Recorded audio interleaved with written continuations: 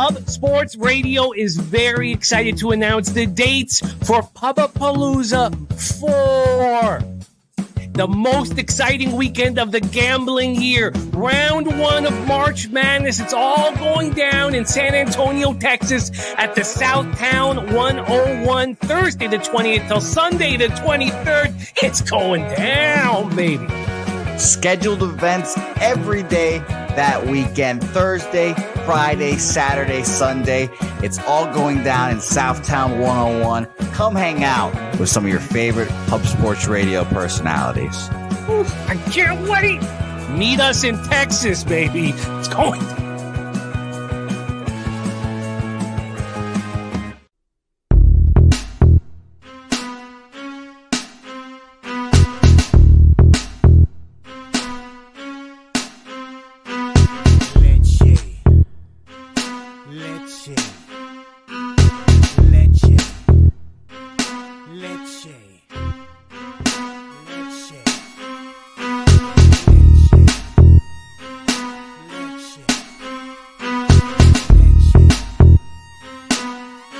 Introducing PubCoin. PubCoin is the rewards program for Pub Sports contributors. Regular chat contributors share their play of the day, POD, in the YouTube chat, including the phrase POD in their message. At the end of the week, the amount of units earned are converted into PubCoins. PubCoin can be used as reward points for prizes, shop discounts, and contests. Hey, what's going on, y'all? It's Mills here, Pub Sports Radio. Do you guys want to challenge the personalities here at Pub Sports Radio? Do you guys think you're better than them at entering in your MMA predictions and picks? Would you want to get paid for it? $100? Here's how you do it, man. You sign up right here at the link below. It's just this easy. PubSportsRadio.com. Enter your email. Pick your weekly picks. That's it. Oh, and you get bonus points if you can predict how they're going to win in what round. Every single week, a new winner's getting crowned. So every Saturday on Pub Sports Radio. So come on and check us out. You can win $100 just for signing up. Only thing you need to do is see if you can beat us here at Pub Sports Radio by entering your UFC predictions and picks weekly. Do it. I dare you. See you guys soon.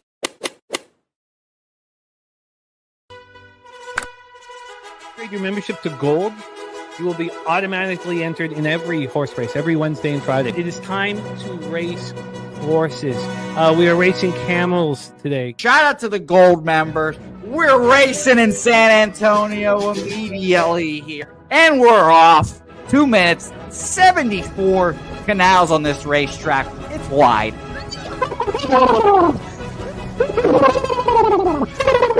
We're racing in San Antonio. Pat Wally moving forwardly. Jeff Slaughter in the mix as well. And as is Randall Sheffield, who's put that beautiful nose out front. But it's actually real grass here, Jimmy. Maybe Kentucky bluegrass. Oldie, no! There he goes. Oldie in the lead now. K. Wolf falls back. The horses love it. Sometimes they stop and eat it on the way to the finish line. That's why your horses start so far in the back. Here, oh, look at Nussflush Allen bursting out here. J-Dub in the mix. Rude Boy up here as well. Jimmy, take it away. There's Oldie. Oldie is moving to the front. We are past the halfway mark in our 2 mile. And there's Ricky Levy.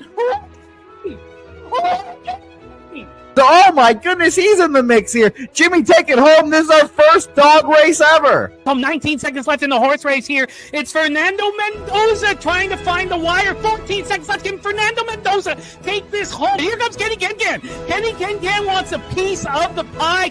Put his schnoz up front. Ricky Bobby, 9 seconds left. Can Donut Silks make a run? Can Res Mall make a run to be $50? You son of a bitch!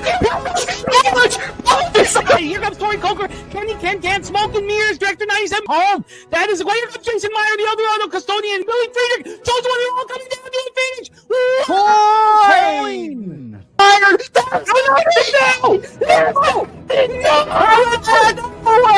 Nowhere! Oh no! Fanatical Jim!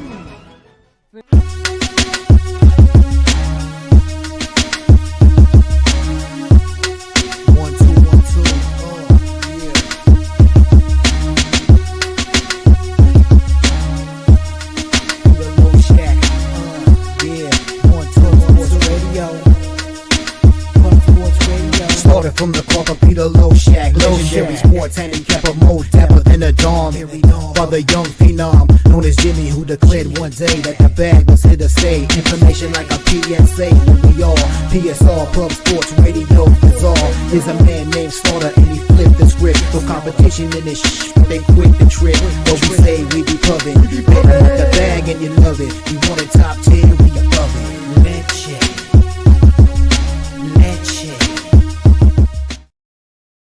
What up, cappers, gamblers, punters, hustlers, low baggers? Happy New Year to all of you. Our first show of 2025 is a fresh slate. I'm excited. We finished the year very strong. I'm pumped up, thankful. Lacking sleep a little bit, but it's what we love doing. Capping nonstop. Had our bankroll blitz show yesterday. Only moved on 4 bets in NFL, but I got a few more that I'm about to move on. And then was just capping this card till 3:30 in the morning, back up at 6:45 in the morning, capping this card. And it's a big, beautiful card. We have NHL. Look, you guys have seen a lot of struggle for me this year, but I've cashed 11 of my last 12 in NHL, and I'm moving in the right direction. I'm getting paid for it as well. So I'm excited to hammer NHL. Then we have 2 games in college football. Of course, Notre Dame, Georgia pushed back to today. So we'll cap that with Bobano, and Duke Ole Miss will be next. Then we head into college basketball. I picked 10 games out in college basketball. I wish I could have picked 40 out. We had Bobano for 2 hours, so we got to fit it all within that time frame. And then it's Darryl back in business. It's Darryl went 6-5 with us when he joined us 2 Thursdays ago. And on that day, I went 5-1 in NBA. So I'm pumped up to work with him once again. Great to see all the cappers in the chat. Movie ticket recaps. Justin McKelvey, Pacers +2 and Florida Atlantic +3.5 for the stacks plays of the day. We're capping both of those games. By the way, for college basketball, I want to, obviously, I want, if you guys are going to join me here live, it means so much to me, and I want you guys to have action. So when I picked 10 games out, I picked the 1 p.m. and the 2 p.m. games, so we can have afternoon action. I mean, who doesn't want a little action to get through the day, make the day that much more enjoyable? So we're going to start with Gardner Webb, Charleston Southern, then Longwood Presbyterian, then Austin P, North Florida. Then it was just the big games. I picked out the big games. I like bum fights. I like small schools, but these are the exciting ones. So we have Troy, App State, Memphis, Florida Atlantic, Northwestern, Penn State, Purdue, Minnesota, Rutgers, Indiana, Maryland, Washington Huskies, Illinois, and Oregon will be closing it up. And if we have any more minutes, which I'm certain we won't, but if we do, there's a couple games I'd really like to talk about with Bobano. We'll see if we have time. Viper NB in the house. Guillermo Zertucci. We are coming down to the wire in the Cappers contest. Of course, Guillermo was our co-champion last year, and he is right in second place right now, going to the final week of the season. Shout out to Nunya, our guy Nunya, in the lead right now. It's all of our friends in that group up top. It's been very, very fun to watch and be a part of. The Nuke Worker, talk about a capper crushing it. Got off to a tough start in the Cappers contest. I think he had another perfect week last week. A Nuke Worker, Roland, says, good morning, fellas. New Year's means new money. And a big shout out to Guillermo Zertucci, who hosted a whole group of us on Saturday, December 28th. I'm still buzzing off of how much fun it was to be at Santa Anita with everybody. Thank you for hosting us. Jonathan Manson, Capitals, Columbus, Panthers should be okay today. Well, as you guys know, I fade the Capitals over and over and over again, and we'll be doing it again today. With Kaprizov out, I was wondering if Spurgeon might be in, and I was going to wait because I figured the line would move against the Minnesota Wild. But I get your looks there, and I thought about the Panthers. I'm still thinking about Panthers. In fact, and you guys have probably seen me in this situation before on, catching 11 of my last 12 in NHL. I've not bet anything. My volume has gone down a little bit, and I am keeping things pretty tight.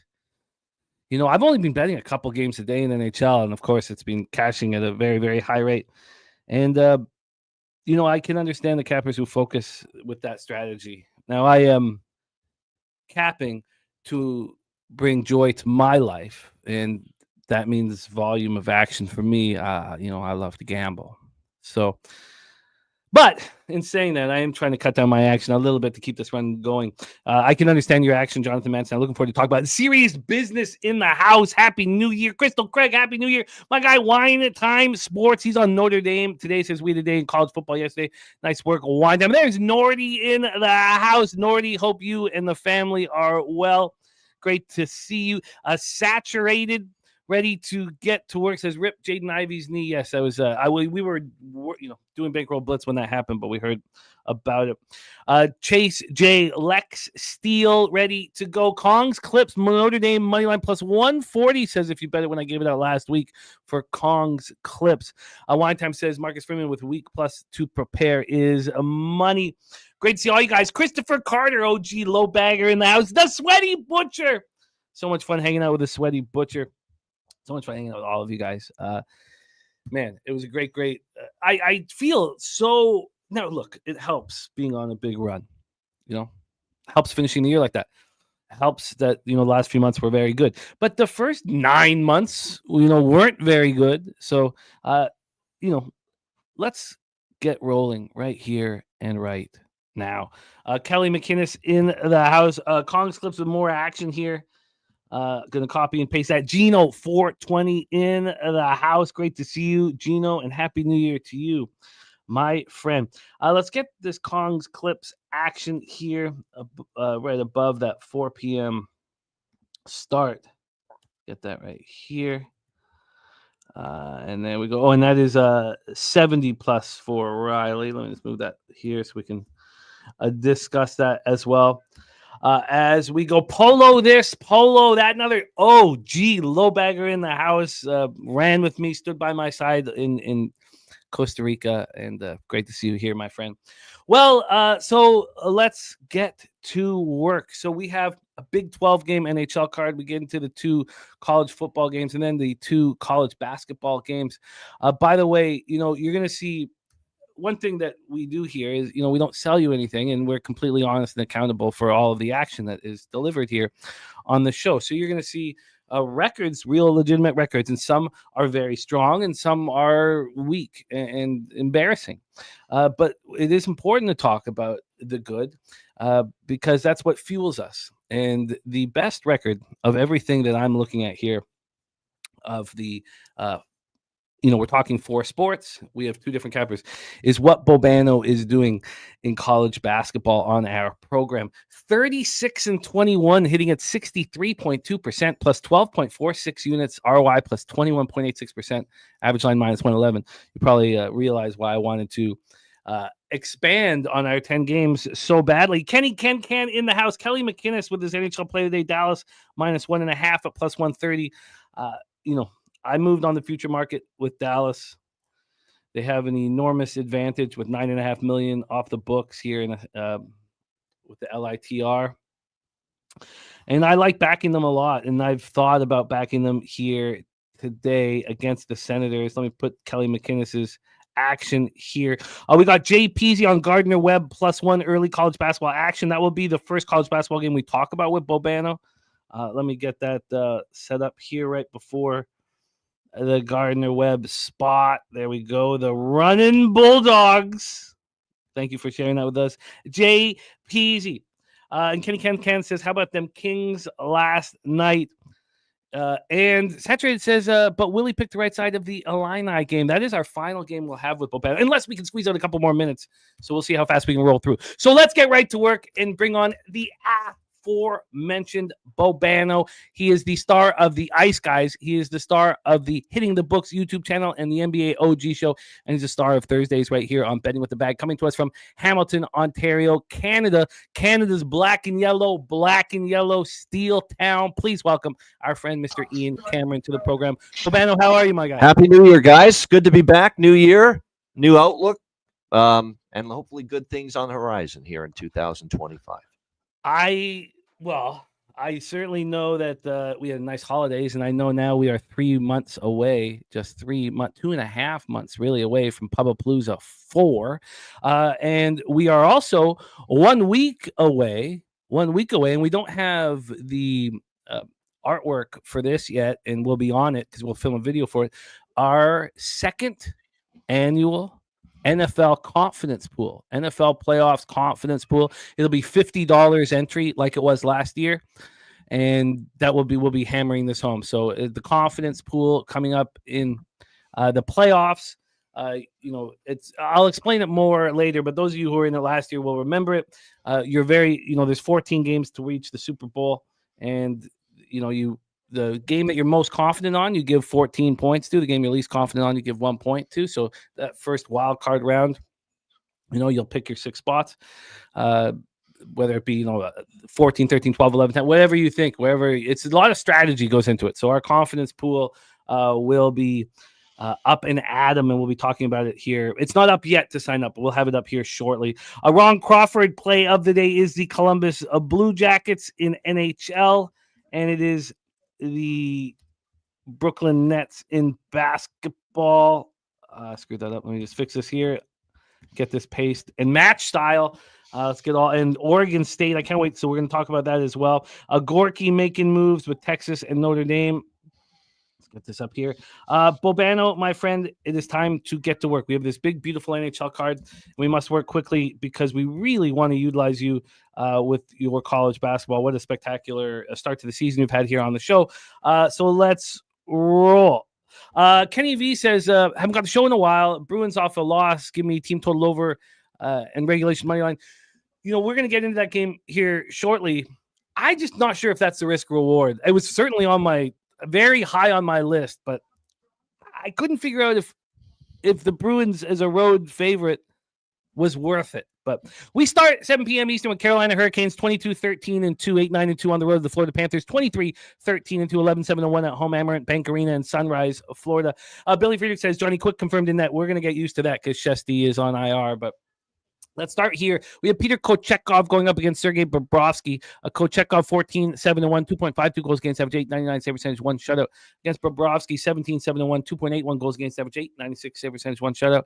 Both teams very strong special teams, very similar power plays. Carolina 25.6, Florida 25.2. Carolina has a slight advantage, penalty killing 85.2 to 80.9%. Hurricanes coming off their third loss in 4 games, 4-3 shootout loss at the Jackets on Tuesday. Panthers snapped their 2-game losing streak with a 5-3 win at home over the Rangers on Monday. I was on them on the -1 line. This is game 4 of a 5-game homestand, which is a spot I generally really want to back the Panthers. But the question I had is, do I want to fade a great Hurricanes team after a loss, losing 3 of 4? I wanted to talk it out before I made that decision here. Let's take a look at the line history. We have the Panthers at a very fishy -120, now -119. I understand the Hurricanes are a good squad, but we're talking about the defending Stanley Cup champions who are 11-7-1 at home, while the Hurricanes are just 8-9-2 on the road. I don't want to let the market influence me too much here, but the total right now is at 6. It's -109 to the under. We've had a 5-cent move towards the under. And when we get to the injury report here, we have for Carolina, Shane Gostisbehere out. That hurts their power play, but you don't really want them 5-on-5 out there. Tyson Jost and Jack Drury are both out at center. And then for the Florida Panthers, they're a very healthy group right now. Gadjevich and Mikula out, but not too important players. Take it away for us, Bobano. Game 1 on the card, Hurricanes Panthers. So until Carolina plays better on the road, I'm okay fading them in this price range. They have not been a good road team. They have not been a good road team for a very long time now. 1-8 in their last 9 road games coming into today, and I think the one road win was against a team that's below 500. They have just been awful lately on the road. It's something that Rod Brindamore's team has to fix. I don't know if they're going to fix it here against a Florida team that, kind of had their slap in the face with the back-to-back shutout losses. Of course, to Montreal was obviously one of them as well, and Tampa. And then they bounced back strong, of course, in their last game, took apart the Rangers. Not that that's saying much, and we'll get to that, but it was a great bounce back for Florida. Florida's dominated Carolina the last 2 meetings. I think the price is pretty cheap, all things considered. Normally, I don't like fading Carolina off a loss. Usually, I trust them to bounce back, but these are really concerning signs. And defensively, they've not been as good on the road. They've not played that great structure we're so accustomed to seeing with Carolina. So you get me this price with minus 120. It's as cheap as minus 120 at multiple books right now with the defending champs at home against a struggling road team. I'm usually going to take it. So Florida minus 120. Panthers minus 120. I obviously have a vividness bias here with the Hurricanes that's affecting my judgment in this game. I may let it affect it. Because Bobano, and I don't want to dwell too much on these hockey games. We've got so much to work on, but this wasn't the first time the Panthers got shut out in back-to-back games. We saw that, 3 weeks ago, 4 weeks ago. They didn't look very good against the Rangers. They were dominating the game, and they led the Rangers right back in it. It wasn't for Boakfist, I wouldn't have cashed the -1. I get it. I completely get it. I just don't know and it's the fourth game of a 5-game homestand. I mean, that should be enough there, to be the bread and butter. I may join you, but Bobano on the board with the Carolina Panthers. Florida had the talk after the game too from some of their players. Like they said, yeah, we'll take the win, but they were pretty much aware they didn't play great. So you got to think there's probably a better effort from them after that. I completely get it. And I know what's stopping me, and that's just a vividness bias of the Carolina Hurricanes. So I will keep figuring that out. Let's move on, 7 p.m. Eastern. Mel was in our chat a month ago, 3 weeks. Oh, she's in our chat all the time, but 3 weeks ago, a month ago, she said, if you are not fading the Rangers every game, you are leaving money on the table. She's right. And again, it was my vividness bias that was stopping me from fading the Rangers. As soon as I was like, okay, I've got to be conscious of why I'm not doing it. And then I started fading them every single game. And it's been very lucrative. In spots I would never fade them, ever. I've been fading them. And I want to back the Bruins here. But again, I go right back to the risk reward.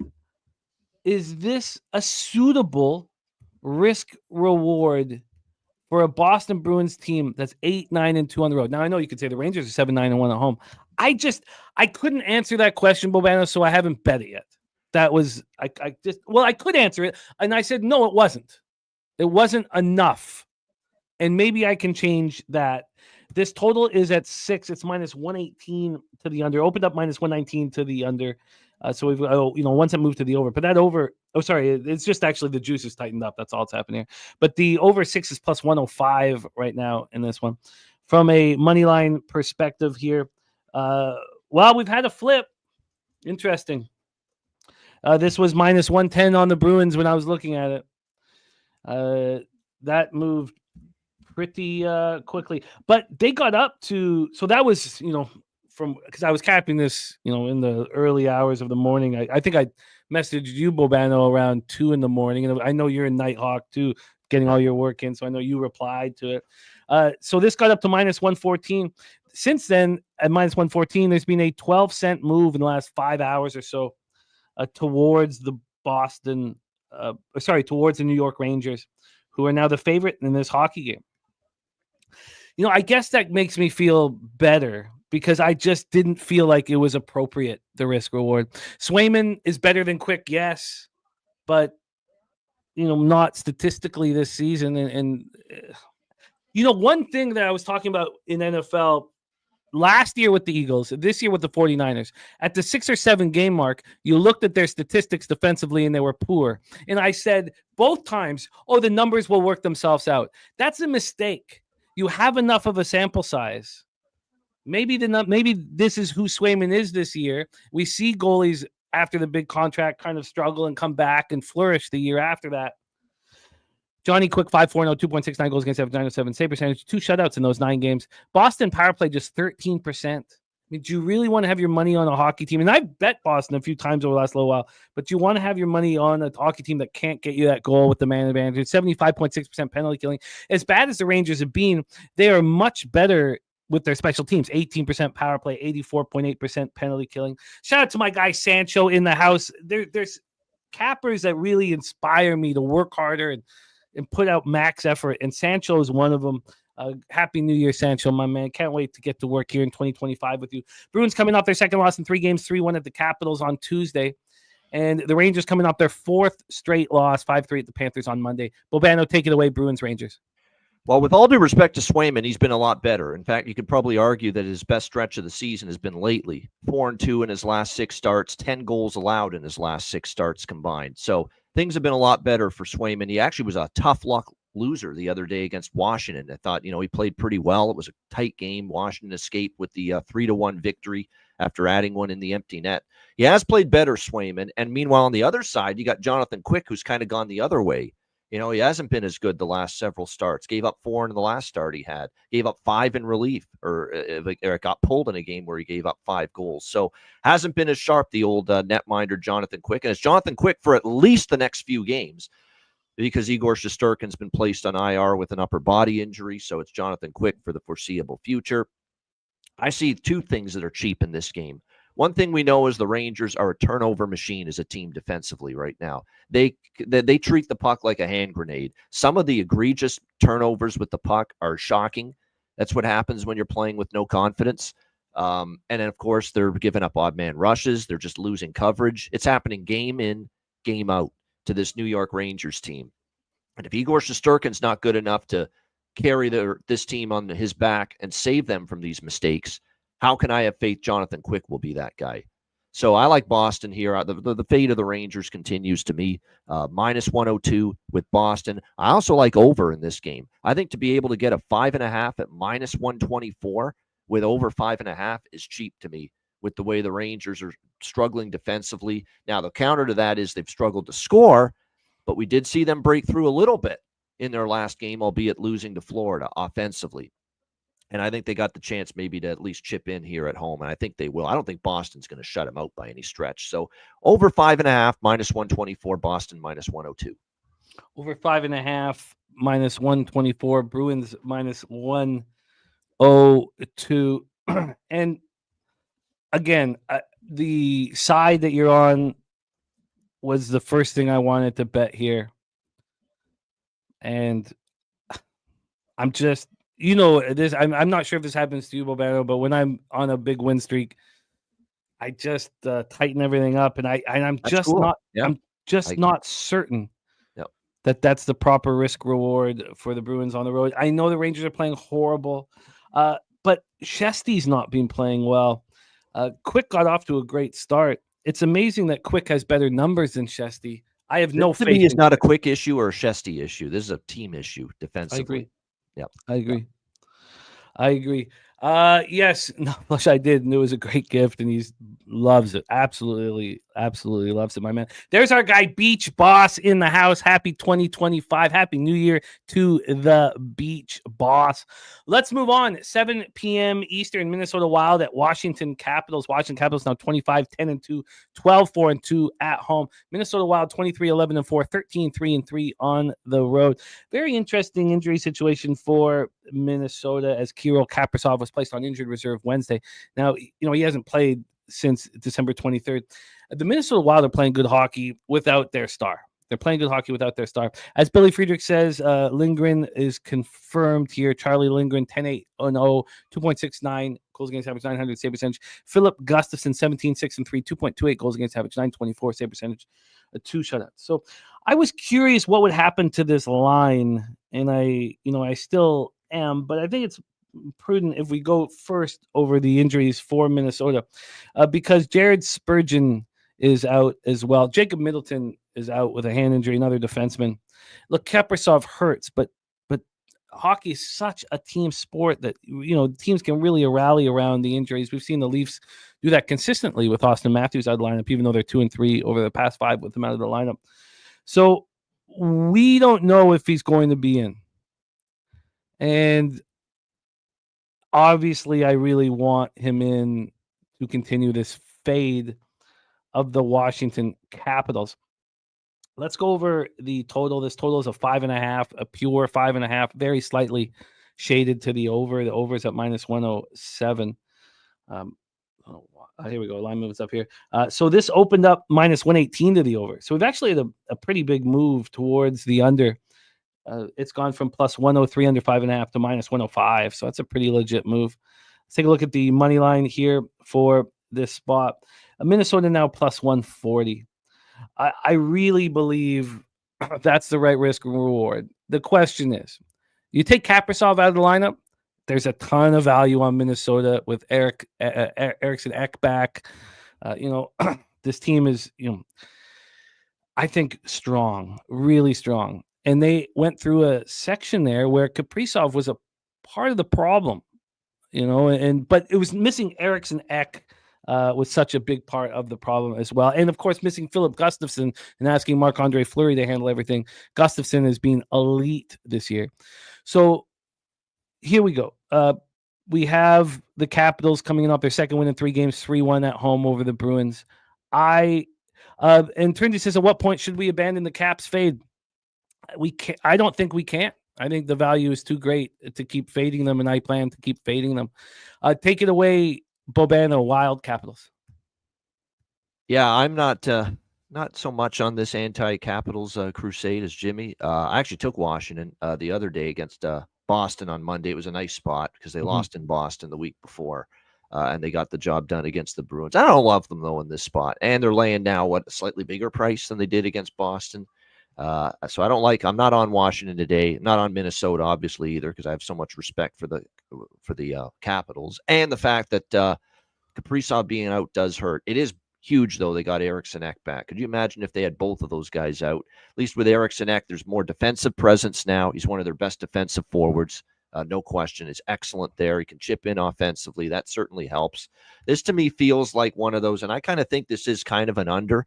Because, look, I know it was a 5-3 game with Nashville, but Nashville didn't get great goaltending. It wasn't Saros that night. Kind of got into a chippy game, too. There were some incidents in that game that took place, and there were a lot of power plays. So that's what kind of spurred the scoring on a little bit. I think this is kind of back to that 3-1, 3-2 type of game here, kind of like Washington's been playing lately, to be honest with you. Other than the Toronto and Detroit game, a lot of unders lately for Washington, playing really solid defensively. Lindgren and Thompson, the 2 goalies, have been pretty solid for them. So this probably does feel like it could stay under. I'm going to take a shot. Now, again, we haven't had our best luck here with these this season on the show, but we're going to take a shot here with the draw. I think it's a great draw candidate. I think it's a very real chance that we're going to see potential OT here. You got an East team versus a West team, and that's a big part of it for me when I look at these draw candidates as well. You got teams that won't mind if the other team gets a point, because they're in the opposing conference. Just feels like one of those 1-goal tight games with a real good chance for OT. And by the way, the last meeting in Washington with these 2 teams, Wild and Capitals, did go to a shootout. So plus 320 at BetMGM, draw Minnesota, Washington. Plus 320. I've got to decide whether or not, the Capitals team total under 3, you can get, plus or even money. I wonder if that is more appealing than the under 5.5. But I will be on the Minnesota Wild. But I let me just ask this question before I decide that we should do this. Is Jared Spurgeon, if he's a no-go tonight, would that be enough to take you off? Lucky lefty on the first period under 1.5. Would that be enough to take you off this spot? Because if he strolls in after that slew foot, it'll inspire the squad. Yeah. Do you think Spurgeon, and he's not, we don't know yet, do you think Spurgeon being announced out of the lineup is enough to if a person wants to back the Wild, should maybe stay off? Yeah, maybe wait to hear that, because you're right. Plus, he's like right there with Brodin as their most important defenseman on this Minnesota Wild team. So obviously they're better with him in the lineup and that emotional bent that it could give them. Right? Whoa, look at this guy. He got slew-footed the other night. And look, I'm a big fan of that young kid, Zachary Leroux for Nashville. I think he's going to be a blend of scoring, offense, physicality, get under your skin. Very much a Brad Marchand clone is kind of what I see in Zachary Leroux. But at the same point in time, that was a garbage play. Can't be doing that shit. And he's going to end up paying the price for it, for the slew-foot on Spurgeon the other night. Like I say, I like his game, but he crossed the line. There's no question about it there. But if Spurgeon plays, I think that does strengthen the Minnesota case. Yeah, no, I think it strengthens it a great deal. Just momentum and seeing your captain stroll through. We always talk about when you see your captain stroll through when you're not sure if he's going to play. It's just, It This pumps is a everybody up. 13-3-3 Minnesota road team, by the way, and they're getting plus 125. So that's why I Plus felt 125. it's not the right time for Washington. We've made some great money with Washington this year. I don't know if this is the spot I want to test that. This is up to plus 140 now. Yep. It's just getting better and better. So I'm going to, again, I think I really want Spurgeon out there. Yeah, I would agree with that. Yep. If he's not out there, look, I'm a big Brock Faber fan, and I like Jonas Brodin. It's not that I will definitely get off of it, but I think the line will go further in my favor. So there we go. The under is very appealing. I expect to be involved in this one. Johnny K, best bet Marchenko points. 11th round pick in the hockey pool for me. I'm climbing fast. Let's move on. 7 p.m. Eastern. Detroit Red Wings 15-18-4, 6-8-2 on the road. The Columbus Blue Jackets 16-6-6, 12-4-3 at home. And for the first time in 2025, we have the NHL spreadsheet play of the day from our Ronnie Crawford on the Columbus Blue Jackets.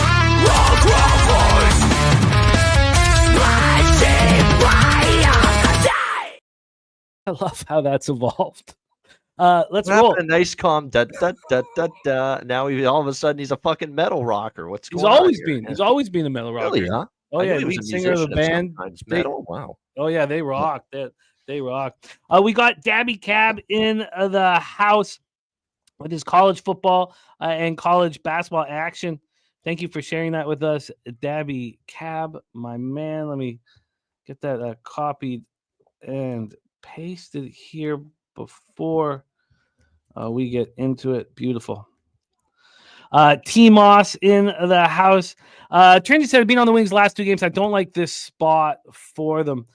There's 2 teams that have appalled me with their poor play over the last month. Obviously the Rangers, so 3, but the 2 teams that really surprised me were the Wings and the Kraken. I did not expect them to play so badly. Let's roll here. Alex Lyon, 7-5-0, 2.83 goals against average, 8.99 save percentage, 1 shutout. And Elvis Merzlikins, 12-9-3, 3.07 goals against average, 8.91 save percentage, 1 shutout. Shout out to our guy Joey Marinaccio, the Dapper Capper.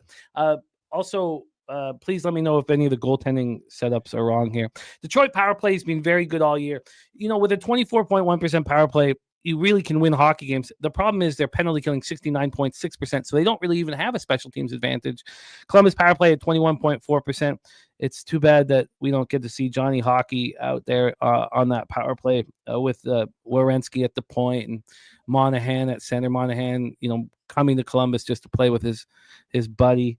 The team is really coming together, and it would be fun, really fun to see what Johnny Hockey would do with them. The Red Wings coming off their second straight win, 4-2 at home over the Penguins on Tuesday. The Jackets coming off their third win in 4 games, 4-3 at home in a shootout over Carolina. The Jackets I've loved as a dog. Do you want them as a favorite? That is the question of the day here. They open up at minus 114. There wasn't a move towards them. This came out 2:16 p.m. At 8:36 a.m. there hadn't been a move. Then there was a move, a 9-cent move to minus 123. It's come back to minus 118. So we've had 4 cents of movement there. And on the total, we have a 6.5 minus 117 to the under. Columbus is, as always, dealing with injuries. Justin Danforth and Chinnikov. I need Igor Chinnikov. He was my last pick in the hockey bowl. He's been out for a while, Chinnikov, but yeah, he's been out for a while. It's hurt because he was. I've talked about how much I like the Russians. On Columbus. I talked about that a lot last year. For Detroit, this is a healthy team. No, not a single injury. How about that at this time of year? Unbelievable. And shout out to Gorky, our guy Goran Ninkovsky, saying Happy New Year and Merry Christmas with a dono to bless our action. Gorky, thank you, my man. Thank you so much. Take it away for us here, Bobano, Red Wings, Blue Jackets. So I've been on Detroit the last couple. Something tells me don't do it tonight. Stay away.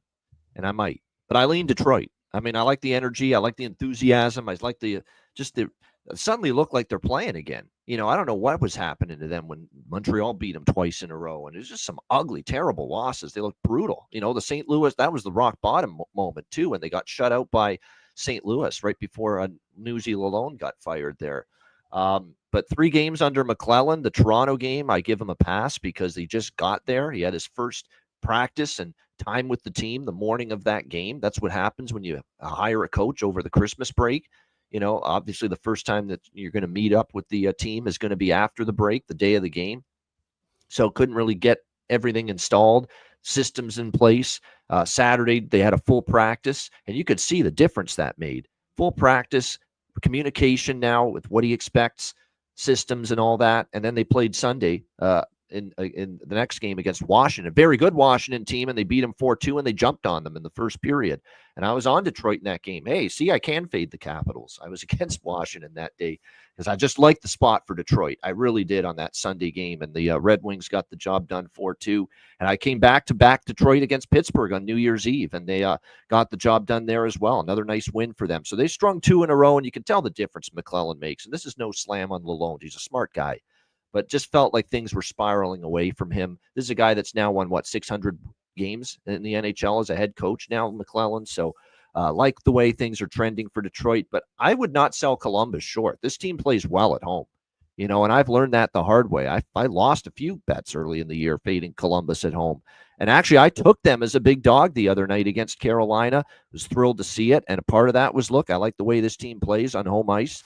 They beat Carolina at home. They beat Boston at home, Montreal, New Jersey. Well, they beat some really good teams at home during this run. 4-game home win streak at Nationwide. They've scoring goals like crazy here at home. Their home games are really flying over the total as well because of that offensive ability. Detroit, very interesting since Lalonde's been there. 3 first-period overs, 3 full-game overs for Detroit under their new head coach, Todd McClellan. So that's where I'm going in this game. I'm going with an over by Fecta, Jimmy. We're going to go Red Wings, Blue Jackets, over 1.5, minus 130, and over 6 at Pinnacle, minus 124. You are locked in. The Skunt Blaster, also play of the day. It's a Blue Jackets a money line. Billy Friedrich says, glad we align Bobano. Let's roll on. Playing with great pace and energy under McClellan, and I think that's fueling the overs as well. 7:30 p.m. Eastern when the Toronto Maple Leafs 23-13-2, 8-6-2 on the road. The New York Islanders 14-17-7, 7-8-2 at home at UBS Arena in Elmont, New York. We have Joseph Wall, 11-6-0, 2.48 goals against average, 913 save percentage. Up here, we don't speak of the Raptors, and it's just Leafs talk, and everybody hating on Shapiro and Atkins. That's it. Yeah, they're we don't need to get into it, but Shapiro and Atkins are the 2 most despised people in the city. Are they going to do something? Are they going to stop from putting their thumb up their ass and actually get to work and sign somebody here? I don't even care. The Raptors and the Blue Jays don't exist to me. Then we have the Leafs just talk nonstop. One of the things that was said about the Stolarz injury was how concerned everybody was about whether Joseph Wall could play every single night. And we saw before the Christmas break, he was not looking good. He got the few days off at the Christmas break. Now he's come back and had 2 really good games. Keep an eye on Joseph Wall because he does not have a great history of handling a volume of action. So there's the first off. The second most important thing in this spot, shout out to Smart Money Bets in the house. Jay Go in the house. Great hanging out with you, Jay Go. Another big part of this is that the Toronto Maple Leafs, and we know that teams come together when they lose their star player, are 44-23-2 all time without Austin Matthews. In November, they went 7-2-0 without Austin Matthews.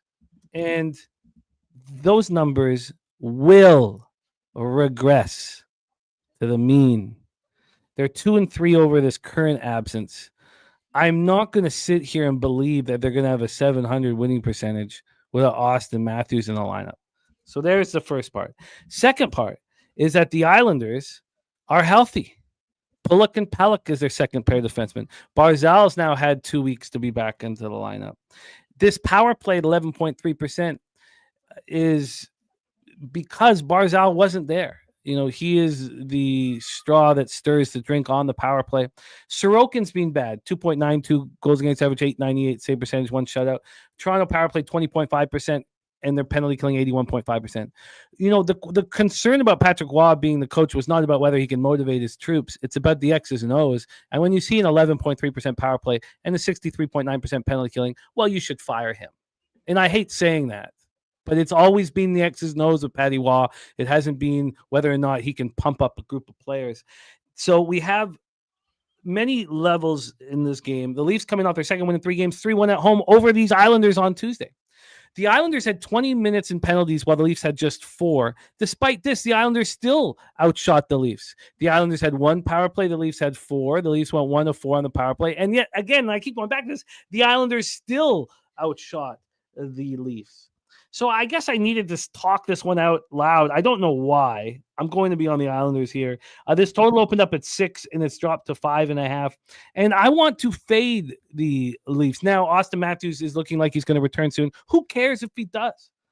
The Islanders are minus 105. They opened up at minus 6, minus 105. I did I was, over the holidays looking at what have I been succeeding in. The NHL spots that I beat the line move, the more I beat the line move, the worse my ROI is. I'm seeing a public play before the public. Lines that don't move at all, my ROI is out of control. It's so good. When it doesn't move a cent or, within 10 cents, I'm going to keep an eye on that. And when the line moves against me, I have a winning ROI. That's my situation with NHL. That's only over the last year and a half. I'd like to go back further. This line hasn't moved. I'm going to be on the Islanders. Take it away for us, Bobano. Leafs Islanders. Yeah, this is it feels like Toronto's such the better team, in my opinion. I want to bet them in this price, but they just won. Got their revenge game against the Islanders on Monday because the Islanders beat them in Toronto about a week or so ago, and Toronto got them back. Now you're going to Long Island, and this has been a place which has not always treated the Leafs kindly over the years. If you actually look back, the Islanders have won 3 straight here at home versus the Leafs. All 3 games, by the way, of those games have gone over the total as well. And that's kind of what I like here. I've noticed this with Toronto, and I kind of like these games where it's the same 2 teams. The first game stays under, the second goes over. I kind of think that's the trend we kind of see. We even saw it with the Penguins and the Islanders, where the Penguins-Islanders first game went over the total, second game went under. So I kind of like that here. I mentioned this on the ice, guys. I'll mention it here. Take a look at Toronto's game totals and final scores with road games. Detroit 5-2 on the road, 6-3 at Buffalo, 5-3 at Dallas, 4-2 at Detroit. There was 2-1 there with New Jersey, but 5-2 Pittsburgh, 5-3 Tampa. They've actually been, for as much we talk about the defense and them trying to really play with structure and really tighten up under Craig Berube, these road games for Toronto in particular have been certainly more high scoring than a lot of their home games have been this year. And most of their road games, I think the number now I mentioned on one of the previous shows, I think it's something like 11 of 14 or 11 of 15 Leaf games on the road this year have gotten to at least 6 goals. 11 of 15. That's pretty strong. And we're talking about a total here that if you shop around, you can find some 5.5s with this Leafs Islanders game. So that's what I like here is Leafs Islanders over 5.5, minus 114 is the best price on that. I'm also going to try my luck here, Jimmy, again with the draw, plus 322 at, I won't mention it, but the draw, plus 322. We've seen some overtime history with these 2 teams. Hell, the game on Monday in Toronto almost went to overtime. Remember, the Islanders were down by 1, and that was Patrick Waugh's ill-fated move to pull the goalie in his own zone with an defensive zone face-off. Not what you want to see, and it backfired, blew up in his face. But that game was very close to going OT. Each of the last 2 games in this building, UBS Arena, have gone to overtime. So plus 322 on the draw and over 5.5. You got it. What was the juice on the over 5? Minus 114. Minus 114. You are locked and loaded, my friend. We will roll on JPG. No worries, man. Don't worry. We've all been in that situation, and there'll be more times where we all meet up at Santa Anita, my man. All right. Still hammering me. A little caught up with the ball's being chopped off at the track. But Bobano on the over 5.5 and the draw plus 322. I will be on the Islanders. Marc-Andre Fleury confirmed in net, and they're betting the over now in this Minnesota-Washington. Wow, game. damn it. Jesus. And that's why it sometimes helps to stay off and wait to talk it all out. Ugh. He's that much of a fade? Boy, oh boy, the totals, all the 5.5s are gone just like that. Ugh. Wow. Okay, he had the one bad start against Florida. He gave up 6. Other than that, he gave up 2. He's been good other than that start. LA, 2 goals allowed. Edmonton, 2 goals allowed. Philly, 1 goal allowed. Utah in his last start, he only gave up 2. I don't know. No, I feel that, but I have a bias when I bet him. He's all like, he's not staying in his net. He doesn't play his best when you have him. Yeah. And he's flopping all over the ice. Okay. I'm going to have to figure out that wild spot now.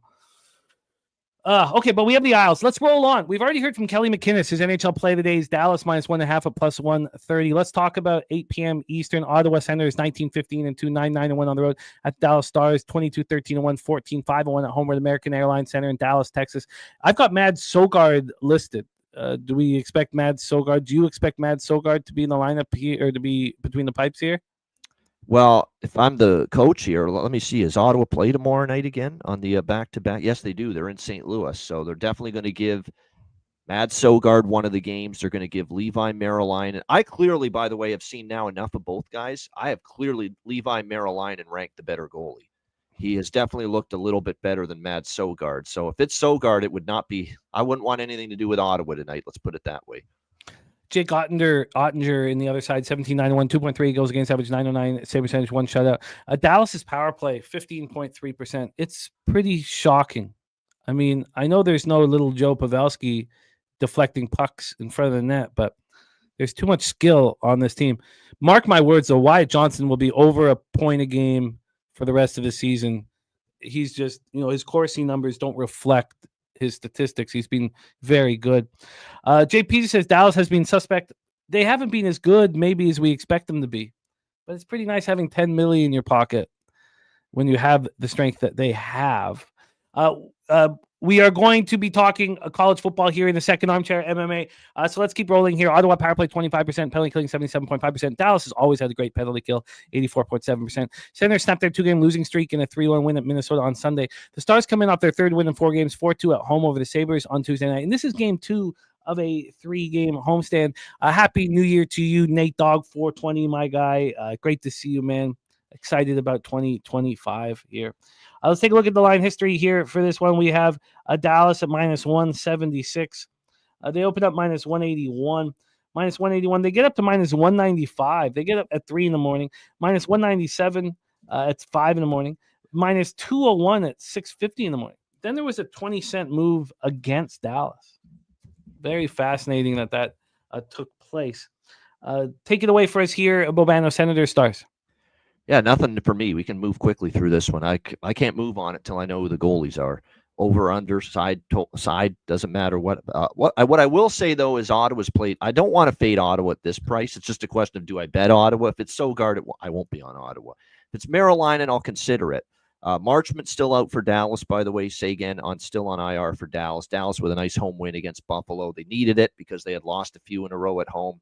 We'll see how they fare here in this one. But like I said, got Ottawa circled if it's Merriline. I didn't love what I saw from Sogard. I didn't love his numbers down in Belleville either. So if it's him, it's probably a stay off, but not moving until I know. I want the Stars here. I think, look, the Senators are playing good hockey, and I really want to back them at home. They're coming off a big win at Minnesota. I'm interested in fading them here. I don't know we have time for this, but the general manager of the Pittsburgh Penguins, for all you Pittsburgh Penguins fans, just to have an idea of how bad he is. Now, look, the new manager of the Leafs, Trey Living, is almost as bad.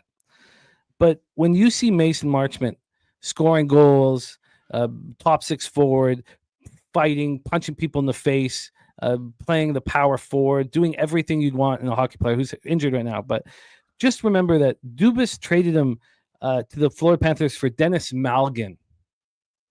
Dennis Malgin. That's who Dubas traded him for in 2019. Dubas is a fanboy and the worst general manager in the National Hockey League. Yeah. What an ass clown he is. All right, let's roll on. I think that Dallas now at minus 176, right in that -1 range for me. I'm very interested in moving on them.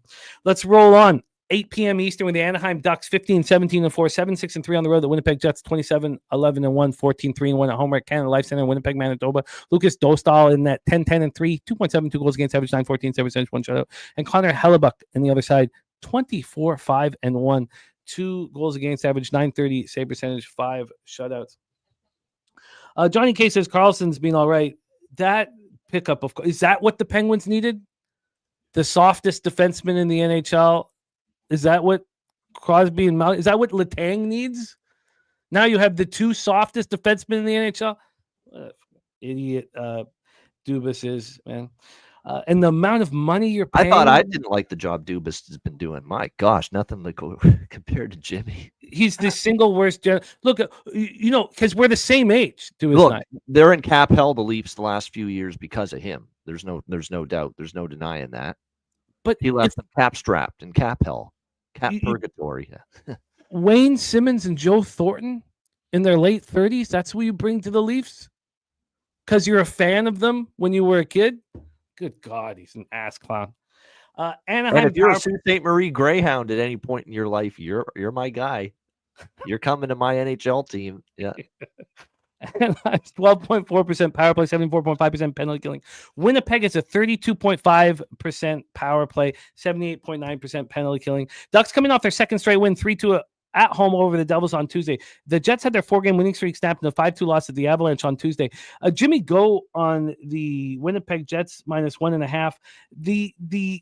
I agree with that here, but I understand Anaheim's playing much, much better hockey, and I do respect how they've been coached in a very defensive fashion, even though it's some of the young stars have struggled within it.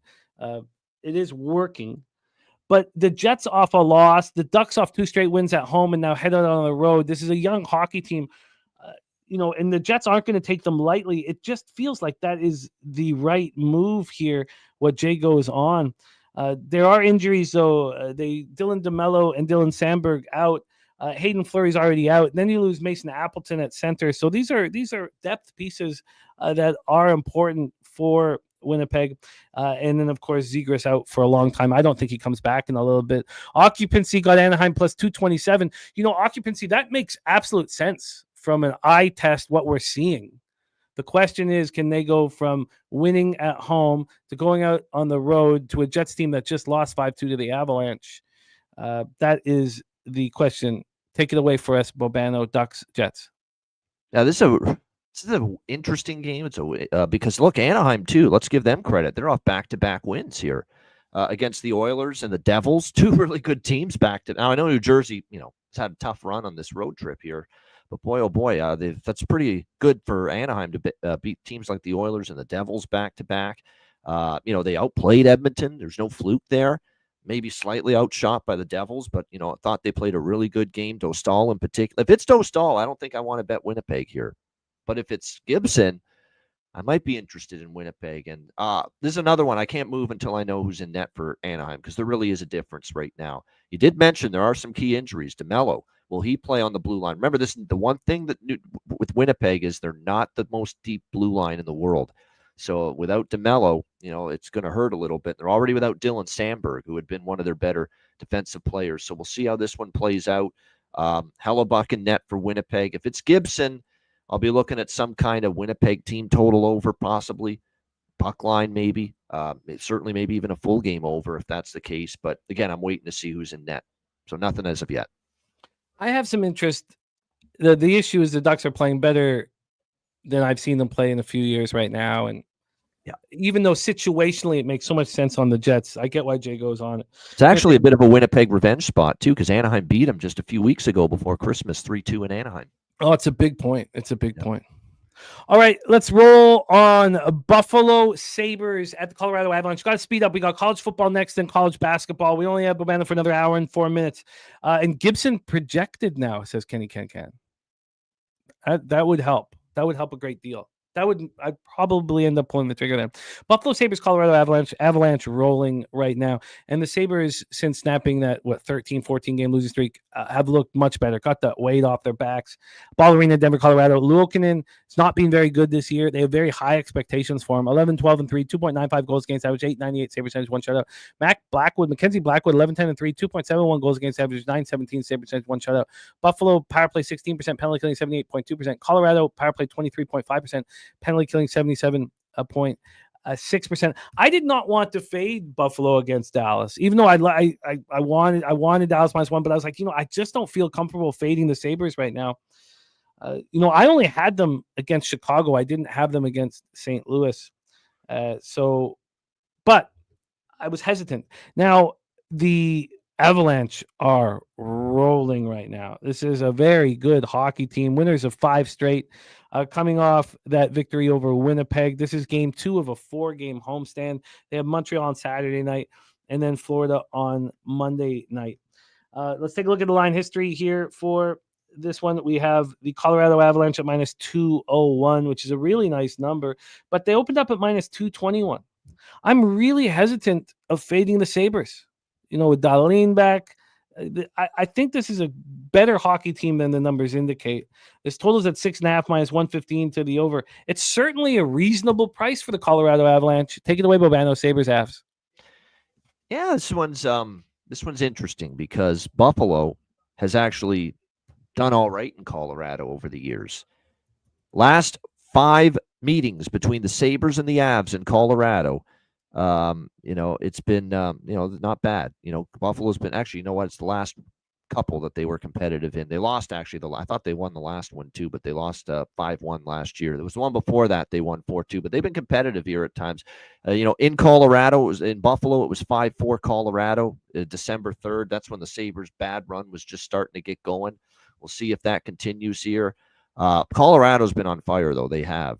They play Montreal next on Saturday, so it's not a massive look ahead spot or anything, but they have scored 4+ goals in all 5 games during this current win streak. It's been impressive. Mackenzie Blackwood, I think they rushed a little bit to pay him the money and extend him, but he has been excellent, and you just got to hope that it's he gives them this long term for them. But right now he has been a godsend for the Avs in that he's been excellent, and we're seeing that maybe get away from a Devils team that wasn't good defensively when he was there, and a San Jose team that's still very young and inexperienced. You get him away from those 2 situations, he can be a pretty good goalie on a good team, and so far he's showing that here with the Colorado Avalanche. So this is an interesting game. I do like Colorado team total over 3.5. I will go with that, even with Buffalo playing better. Their offense is humming. It's -125. It's a pretty reasonable price with the team total over 3.5, -125 for Colorado. Again, 4 goals or more all 5 games on this win streak. Feels like that's the best way to play it. Makes sense. Mel in the house now.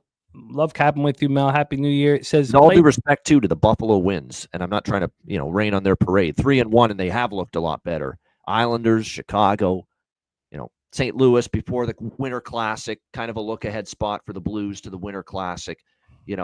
Either good spots or bad teams in those 3 wins. They played Dallas, the best team of the bunch, and they lost. So, there's still that question: can Buffalo step up in class against a team like this here tonight? And Mel saying to play Bo Byram props, shots on goal, etc. Said the Kids Eagle will not let him be quiet tonight. Of course, the Middlestad Byram back trade. to Colorado. It's a great angle, Mel. Fantastic. Very interesting. Yep. Really, really good. Yep.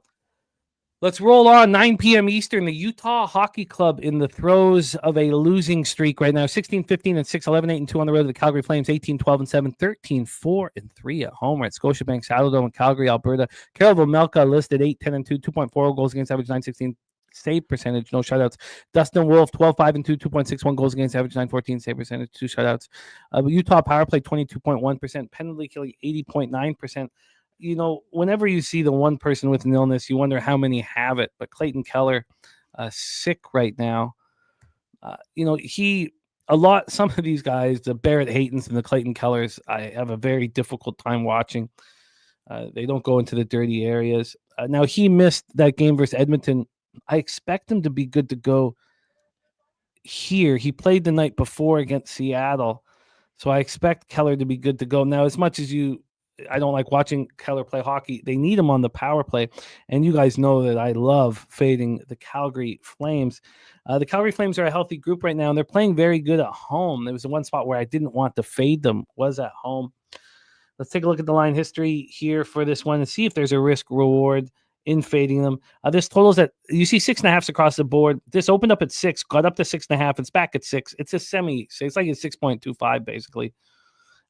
6 is heavily juiced to the over.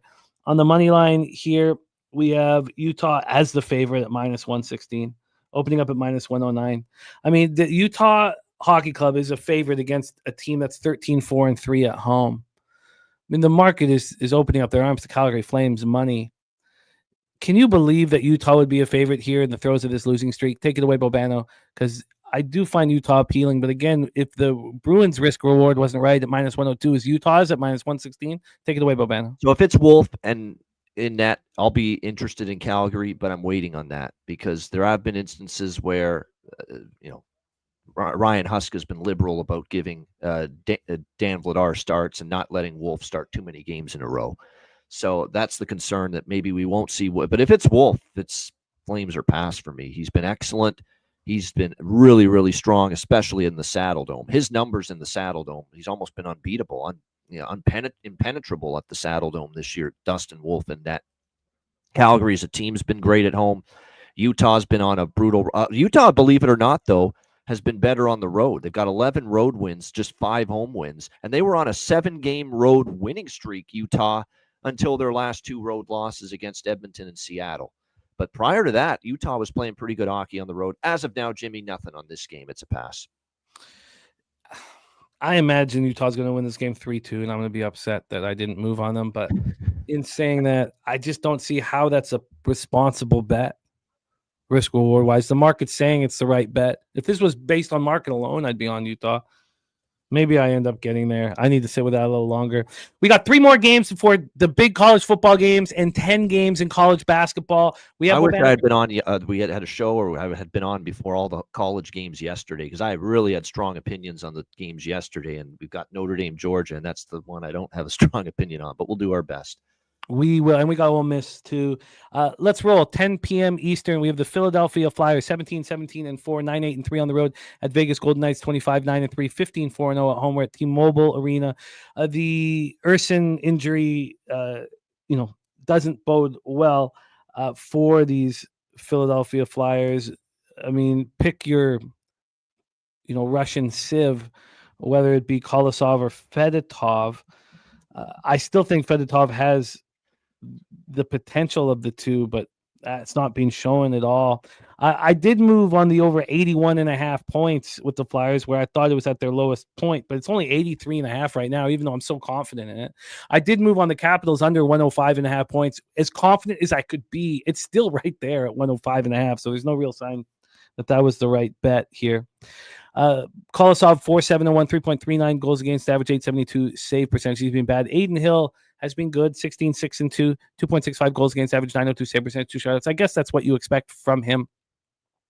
And Jonathan Manson said Vegas could lose blue lead versus Montreal badly. I mean, look, I've made Philly as being a cash cow for me. They've made me a lot of money. They've made me money as dogs. When they're favorites, like in San Jose, I knew they're going to be accountable. But Vegas off of a loss, is that a spot that one wants to attack, especially the way they lost, in control of that hockey game and letting the Habs come right back, snapping that winning streak. Again, this is, I think this is the final game of their homestand. Isn't it just a short little, this is game 3 of a 4-game homestand. They play Buffalo on Saturday. I mean, this just feels like it would be a get right spot for Vegas. Now that was a great winning streak, so get right probably isn't the right term. Now the Flyers are in Las Vegas around New Year's. When did they fly into New Year's? I'm sure they didn't fly in after the game on Tuesday, so they come in on Wednesday. And Vegas after this has to fly right up to Toronto. Philadelphia after this has to fly right up to Toronto from Vegas. So now they don't play till Sunday, but that's a lot that they have to do here. Let's take a look at the line history and hand it over to Bobano. We have Vegas at minus 196. I mean, here you have both the Avalanche, Vegas, Dallas Stars at really legitimate -1 prices. They've had a 3-cent move towards Vegas. That's it, from minus 195 to minus 198. From a total scenario, here we have a 6.5 minus 109 to the over. There's been a 4-cent move to the over. And here from we don't need the cash flow. So take it away for us here, Bobano. Flyers, Vegas. Yeah, it's that was, and I liked it because I was on Montreal, actually, a big dog on New Year's Eve against Vegas. Took a small shot with the Habs there, especially after the way they played against Florida and Tampa. I thought they could maybe roll it over to Vegas, and it didn't look good early, but they certainly came back and got the win. Vegas probably not going to be thrilled off a loss. Not usually the spot I want to back them. And have they lost 2 in a row at home this year? I don't think so off the top of my head. So 13-4 at home, and I don't think they've dropped 2 home games in a row yet. So definitely a Vegas bounce back spot. Philly's off the 4-0 shutout win against San Jose. So we'll see how they fare here. That was Ersson in net, and finally Ersson, that was back to the Ersson that we kind of saw before his injury. That was by far the best he's looked, and that's a sigh of relief if you're a Flyer fan, because he had not been the same goalie since the returning, but certainly looked a lot better. If it's Ersson here, he's not. Ersson's hurt. He left at the end of the second period. He didn't play the third period. He did. You're right. And then of course, Kolosov had to come in at the end of that game. He started out well and he played well the first 2 periods. That still got the shutout. Kolosov is still one of these goalies it's hard to trust. Eileen Draw, I'm waiting to see, though, who's in net. Nothing yet, but I am interested in the draw. There's been a lot of overtime and shootouts with the Flyers. And you know what? I will add that, Jimmy, right now, because I don't know if the goaltender decisions that Philly makes are going to be enough to really sway me off. I see great value, plus 350 on the draw. There's been a lot of 1-goal games, back-to-back overtime shootout games, the last 2 meetings. The game in Philly earlier this year went to a shootout. 3 of the last 5 meetings have gone past regulation. So I like this draw plus 350. Very good price. Mel says to remind you also of the video tribute angle. Byram will get one tonight. I'm surprised he'll get the tribute. Was he there long enough? I'm a little. Pierre Engvall got a fucking tribute back in Toronto, so I guess everyone did. So here, I don't know if I faded the Flyers all year, honestly, but I think this is the spot to do it. Why are you not? So why is Justin McKelvey on the under 6.5, and why aren't you on the over 6.5, Bobano? Why? I mean, it's because of the way Vegas blew the game, and it was defensively. They didn't hold the lead, and Bruce Cassidy wants accountability with the team, especially when they're holding a lead. That's something that, going back to his Boston days, when we have a lead, we protect it. The fact they didn't means defense might become the emphasis tonight for Vegas. That's why I'm not on the over. This is an over of my wildest dreams. I rarely bet overs, but this one. You like this over? Wow. Very much. Very much. I love the Flyers forwards. I know they're going to be able to score probably, I would guess at least 3 against Aiden Hill. And I think Vegas is going to win this game. I'd change my mind on this and probably like the over. If we get the 2 Russians, Kolosov and Samsonov, and I'm not trustworthy of Samsonov for Vegas. If we get that, I'd be interested for sure. Ersson is not playing in this game. No, he's not. No, he's out. So it's so look, I'd love to hear from you, Justin, your thoughts on just if you can quick. I know it's hard with the description here in the comments, but why? Because I want Vegas -1 and the over 6.5 here. Let's move on to Canucks, Seattle Kraken. Canucks 17-11-8, 10-4-2 on the road. Seattle Kraken 17-19-2, 9-8-2 at home. Climate Pledge Arena in Seattle, Washington. I spoke a lot with my dad about the Canucks and over the holidays and about why we think Justin Miller left the team. And I don't want to say it publicly. It's just not fair. It's not, who am I to say, so I'm not going to here. But it's not drug and alcohol related, and it's not Pedersen related, is what we think, and it's not Tocchet related, even though Tocchet's a problem, and there's not a good vibe. This isn't going to be resolved until one of those 2 guys are gone, Miller or Pedersen. Well, nobody in their right mind would take Pedersen. He's one of the worst contracts in the National Hockey League. Yeah. We're screwed. Yeah. He's. I cannot believe that Rutherford and Alvin made this deal.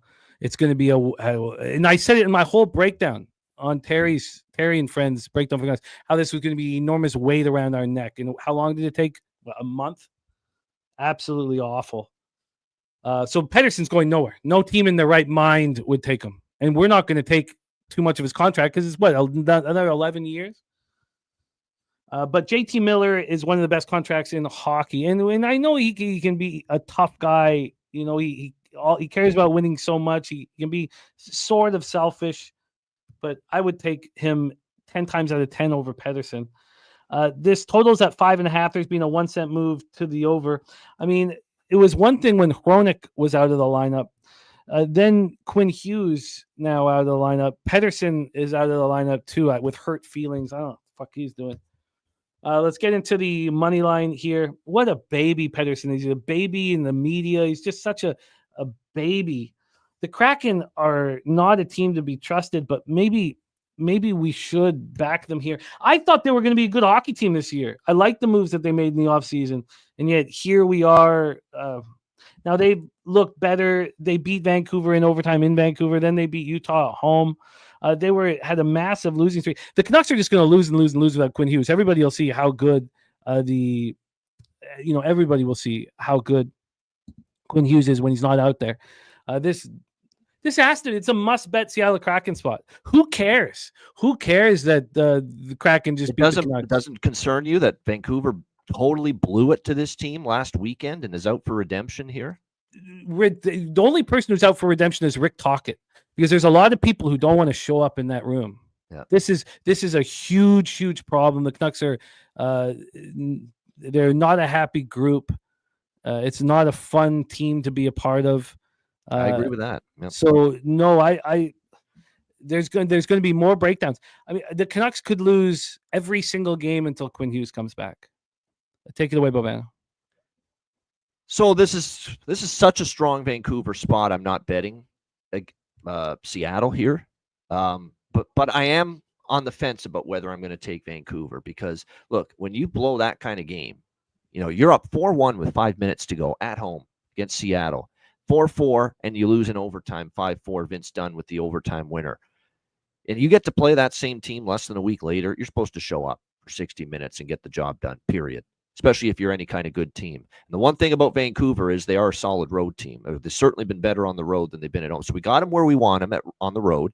We've got them in a massive revenge spot. It's not your ordinary revenge spot because of the way they lost that game to Seattle. It's not just the way they lost that game. They pissed it away.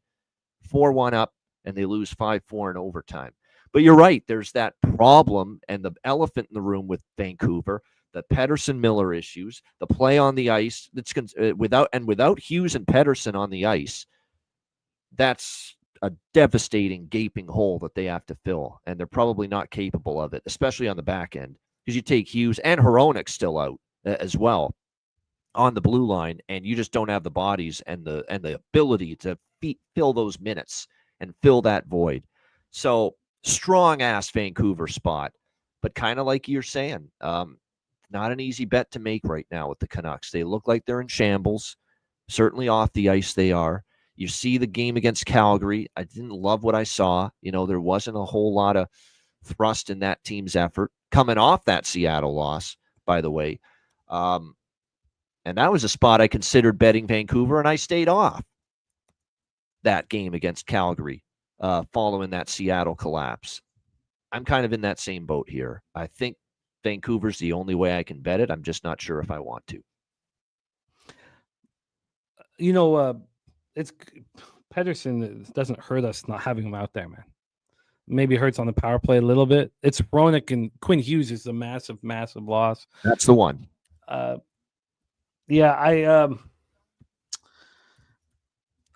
Kraken just aren't very good, but I'm interested in fading the Canucks once again.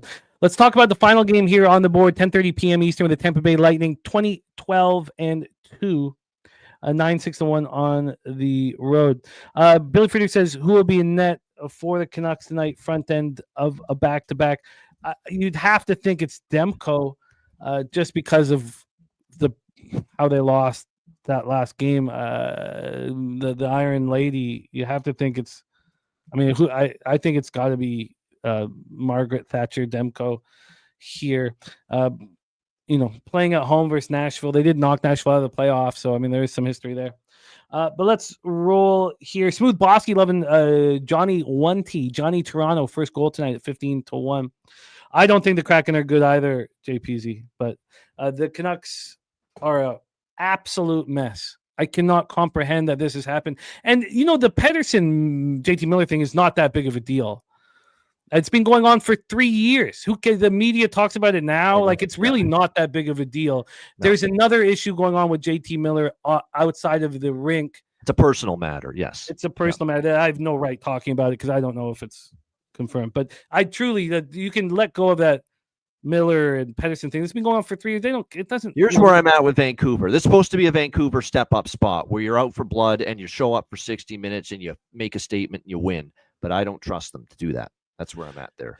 Yeah. Dan Vladar has been confirmed for Calgary. That was the move towards Utah. Yeah.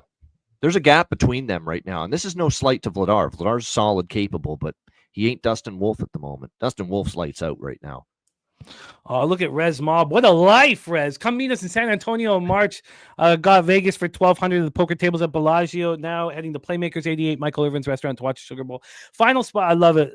Respect, Rez. Respect. Lightning 20-12 and 2, 9-6-1 on the road. The Sharks 11-23 and 6-6, 12-1 at home. We're at the SAP Center in San Jose, California. Vasilevsky versus Georgiev. Georgiev struggle. I don't know how long he'll be in the NHL, honestly. He just sees ghosts. Tampa power play 26.9%. Penalty killing 81.4%. San Jose power play 18%. A penalty killing at 78.8%.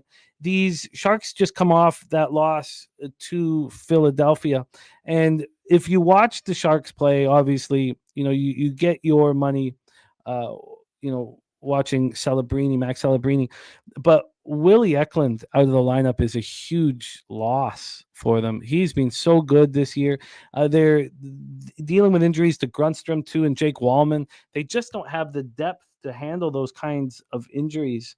From a money line standpoint, we have Tampa Bay at minus 255. The thing I always say to you guys over and over again is when you play the worst team in the league, are you getting a team that's coming off a loss that demands accountability? Or do you have a coach like Torts with a young team that's a game under 500 that they're going to be accountable and play their hardest? Here, a Lightning team in San Jose, I don't know. 5-cent move to the over, 108 to minus 113 at the 6.5. Take it away, Bobano. Our final game on the board, Lightning Sharks. Yeah, this I did bet Tampa team total over earlier. It was a little better price, minus 135, minus 140. It's just too much juice now. We're looking at minus 160 with it now. Just a little too heavily priced. This is a system play, though. Our one game on the card today that is a system play. Team off a shutout loss. In this case, San Jose. They got shut out by Philadelphia 4-0. And, of course, that system is teams off a shutout loss, bet first period over, bet full game over. And it's been very, very strong so far this season to the tune of, what are we at now? It's 41-23 first period, 38-20 and 6 full game over. So that's what we like, the over by Fecta here with Lightning and Sharks. Over 1.5, minus 140, and over 6.5, minus 102. First period over, full game over. Now, turns on San Jose money line. I feel like we're getting a great opportunity here because you have the Lightning coming off that 5-2 loss, rested with 4 days to sit with it. Now it is game 4 of a 6-game homestand, which is historically a good spot, but the Sharks have scored 1 goal in their last 2 games. And I know that the over can still be in play, but is this a spot where Tampa wants to get this road trip off to a good start? I mean, this is a spot where we will get accountability, I imagine, because of that loss to Montreal. A rested Lightning squad. We've seen what this rested Lightning squad can do, and it's smash and grab. They know they have 3 games in 4 nights. They need to start with a win. Why aren't we on the minus 1.5 for the Tampa Bay Lightning at minus 105? Yeah, I mean, I don't mind it. It's a bounce back spot. San Jose is kind of struggling right now. And Tampa Bay, by the way, they have won how many in a row with they've 9-1 in the last 10 meetings against San Jose, and in San Jose, 3-0, 7-1, 4-3, 4-1. So there's only been one of the games where it's been a 1-goal margin. So it's been Tampa, and usually by margin in this building historically. And, is Gensel going to play? I expect him to play here. They've had a nice amount of time off. I'm interested that Turnsey is on San Jose. Says no team has won them more money on these spots as San Jose is a dog. But that's over. And it's because Celebrini is not their best player. Even though he's a puck hawk, he does a lot of really, really good things. But this is a Sharks hockey team that needs Willie Eklund badly. Willie Eklund was part of a line that was plus. I mean, Celebrini's been great, but he's a -9. Toffoli's a -11. Wenberg's a -10. Will Smith's a -13. Don't count out how important Willie Eklund was. He's their power play as well. Now, Granlund is a big part of it, but Willie Eklund is an absolute sniper. It's a huge loss. This is a team that can't have losses. And I've backed the Sharks at times too. But when Eklund went down, I was like, "This." I think I'm going to be on the other side here. I think I'm going to be on the Lightning -1.5. All right, we got took a little too long for NHL. We did have 12 games to break down. Let's go over everything. Bobano on the Panthers at -120. He's on the Bruins -102, and the over 5.5 in Bruins Rangers. The Marc-Andre Fleury now in net for the Wild. I think honestly makes me stay off of the spot. Bobano on the draw +320. Then Bobano on the first period over 1.5 -130 and the over 6 -124 in Detroit, Columbus. Skunt Blag NHL play of the day, the Columbus Blue Jackets, and Ron Crawford spreadsheet play of the day, Blue Jackets as well. The Islanders gets me on the board. I'll be on the Islanders money line. Bobano on the over 5.5 and the draw at +322. I'm going to be on the Stars -1. Ottawa at Dallas. I'm not sure if I get to the Jets on the puck line. Bobano on the Avs, team total over 3.5. I will be on the Utah Hockey Club to bounce back against Vladar. Vegas -1 and the over 6.5. Now, I'll have to think about that, the 6.5 a little more. I think it's probably a vividness bias here that I want the over, but Vegas -1 on the bounce back spot. The Kraken, I'm close to the Kraken. Mark my words, watch this team without Quinn Hughes on the ice. He is by far the most important hockey player on the team. And then Lightning shot now, but the issue is that huge comeback from the Kraken. That could be enough to get me off, but I think the Canucks are a spot right now where you put your foot down on their throat and you step down. First period over 1.5 in Lightning Sharks for Bobano in the over 6.5, and I expect to be on the Lightning puck line -1.5. That is NHL for Thursday, January 2nd. Let's immediately rush into college football. We have the college football playoff quarterfinal here. The Sugar Bowl, number 7 ranked Notre Dame Fighting Irish 12-1 at the number 2 ranked Georgia Bulldogs 11-2. We're at Caesars Superdome in New Orleans, Louisiana. Of course, this game was scheduled to be on New Year's Day, but the deadly attack in New Orleans. Our thoughts and prayers to all the families affected. Absolutely heartbreaking that it would happen, when everybody was celebrating. What a way to start 2025. Some absolute moron, terrorist. It's a terror attack. Let's not hide behind, it was just a truck accident. No, someone went there vindictively to run people over. That's a terrorist attack. That's how it is in my book anyway. Brutal. Saturated saying there's talk of postponing it again. I expect the game to be played here today, but of course, what do I know? I think because we're so close, it's going to happen. Yep. I think it's going to happen, but let's get into the line history. We've heard Con Clips getting the +140. It didn't affect our guy Winetime, who's had such a spectacular year in college football on this channel, moving on them at -110.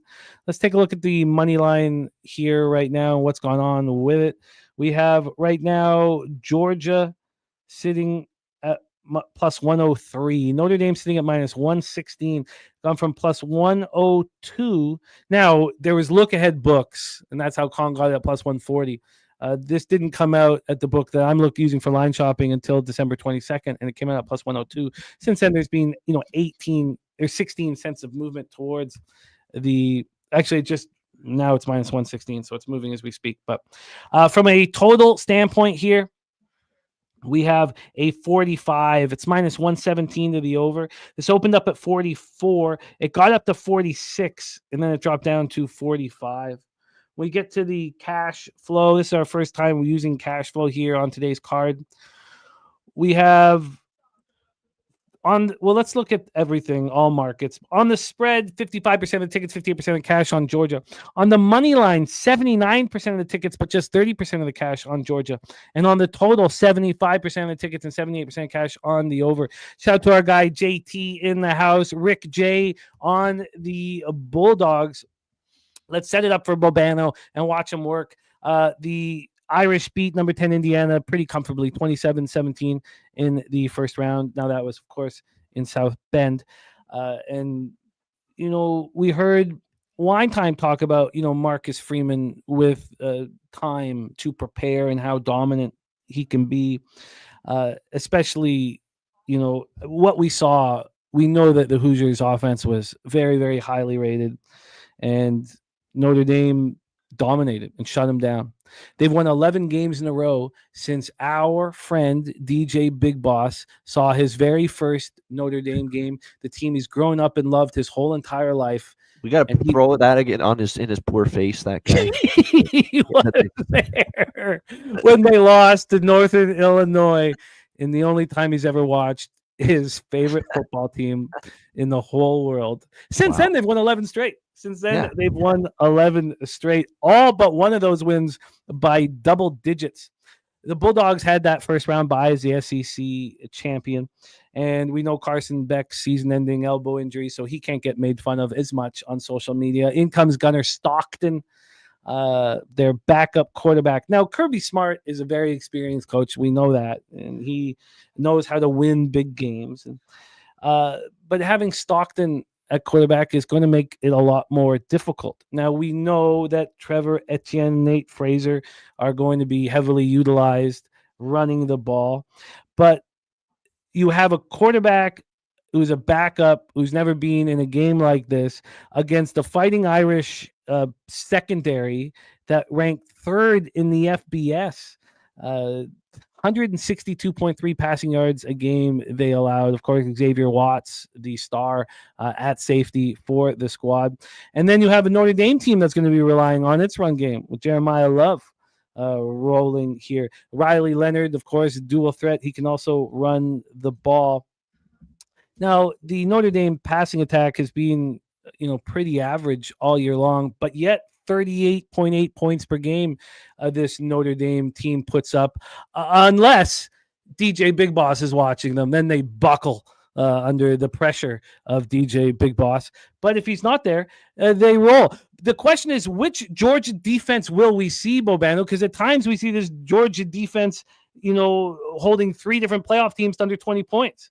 Beating Clemson, holding Clemson to 3, Tennessee to 17, Texas to 15, and again to 19 overtime. Or are we going to see them allowing 41 to Alabama and 42 in a win over Georgia Tech, 31 in a victory over Mississippi State? Bobano, take it away. The Sugar Bowl that we need. The city needs. We need it. Take it away, Bobano. Notre Dame, Georgia.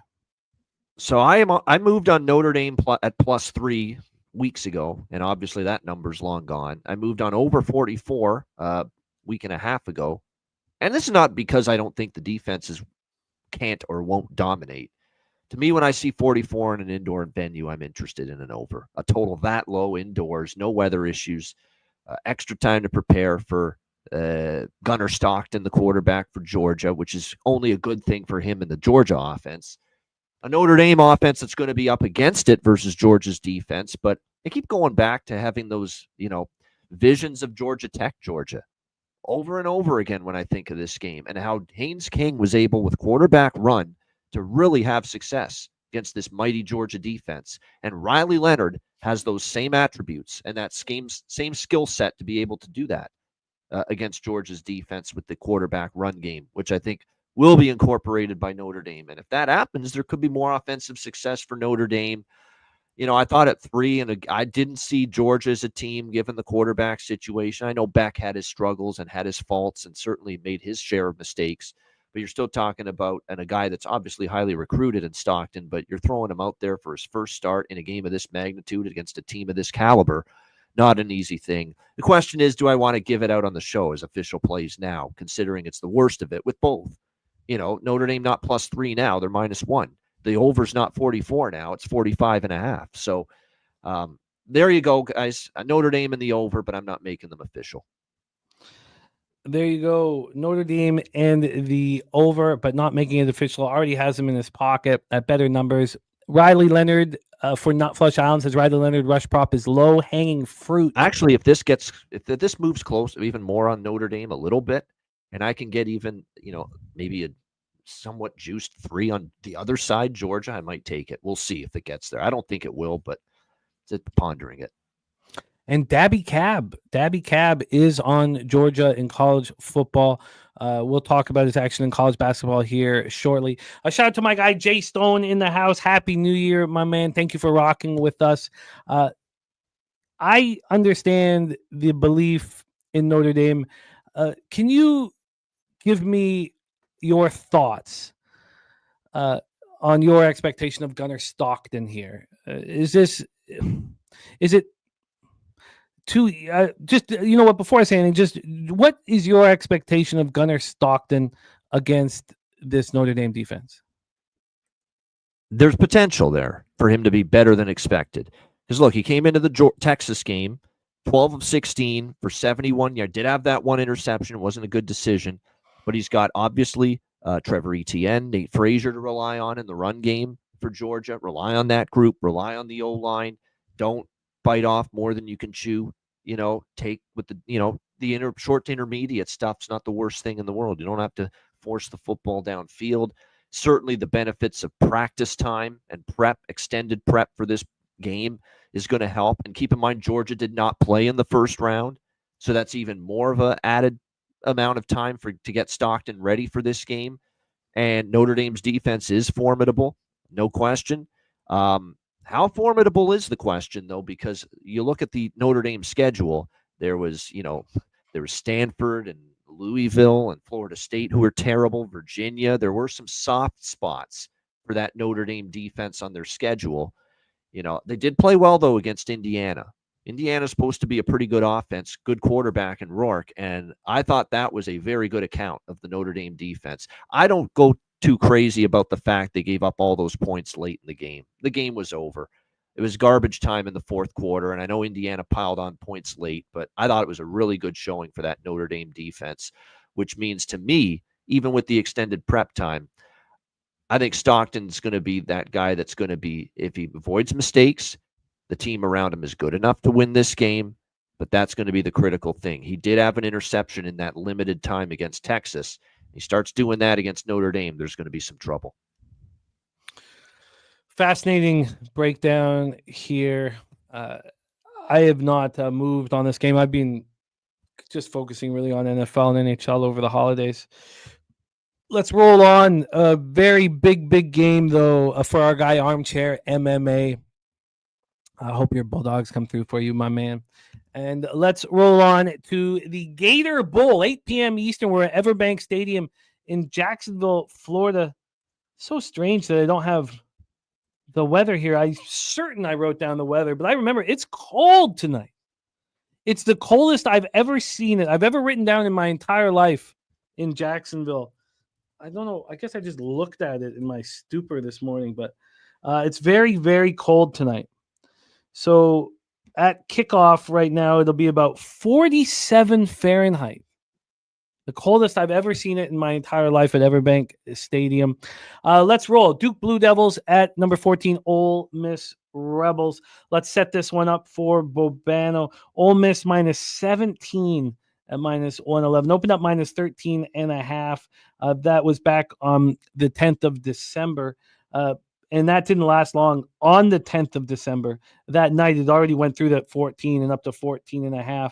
It didn't move to 17 until the 27th, which is when we realized that Malik Murphy and Thomas were both not going to be in the lineup. So let's take a look at the total. So that's a 17 right now. You do see 17.5 in other books. This total is at 50.5. Opened up at 52.5. We've had a 2-point move to the under. Shout out to AOD in the house. Let's get into the cash flow then for this spot. On the spread, 75% of tickets, 85% of cash on Ole Miss Rebels. On the total, 65% of tickets, 55% cash on the over, yet it's dropped 2 points.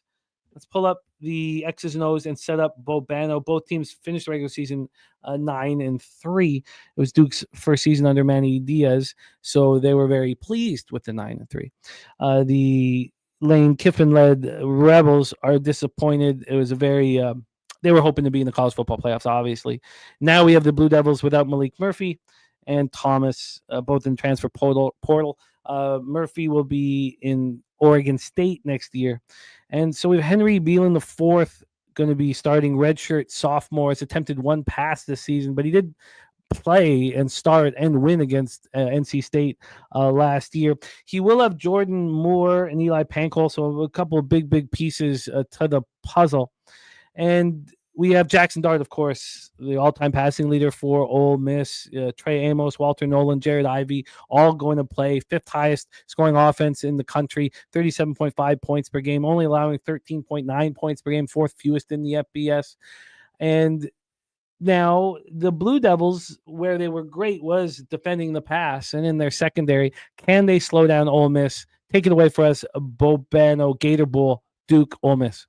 Yeah, that's going to be the big question, because you talk about an Ole Miss team that certainly from all indications looks like they've made their declaration that they are, they're in for this game. And you look at obviously everybody that's out. Malik Murphy was a big part of Duke's success. He's already committed and transferred to Auburn. You're talking about their star running backs, Star Thomas in the transfer portal, a lot of players on that defensive side of the football.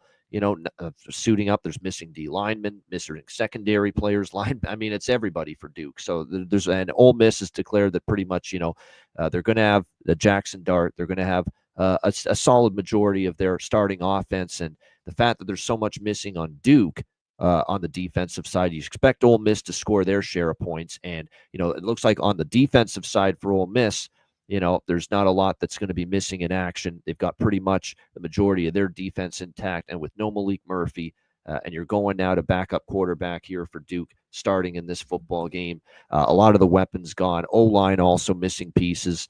It's very difficult to me to envision this being anything other than massive edges on both sides of the football to Ole Miss. The question is now, can you lay a bad number here with Ole Miss in this game, considering the big move? I certainly from what I saw of Henry Beelan for Duke, not all that impressive, quite honestly, with the past limited reps he's gotten. So I would probably say if you're going to bet this game, maybe Duke team total under, trust the Ole Miss defense, or Ole Miss team total over. Depends on where you land on that, because there's always that potential of taking the air out of the ball if you're Ole Miss. But Ole Miss, it sounds like they're excited. Ole Miss, they did have a pretty good season overall, and usually for these teams that miss the playoff, it is the one thing that is concerning is look at Alabama, an SEC team that barely missed the playoff. They lost straight up in ATS in their bowl game. South Carolina barely missed the playoff, lost straight up and against the spread in their bowl game. But this looks a little bit different with Ole Miss, and they certainly get and I think on the other side of the equation, Michigan was into that game.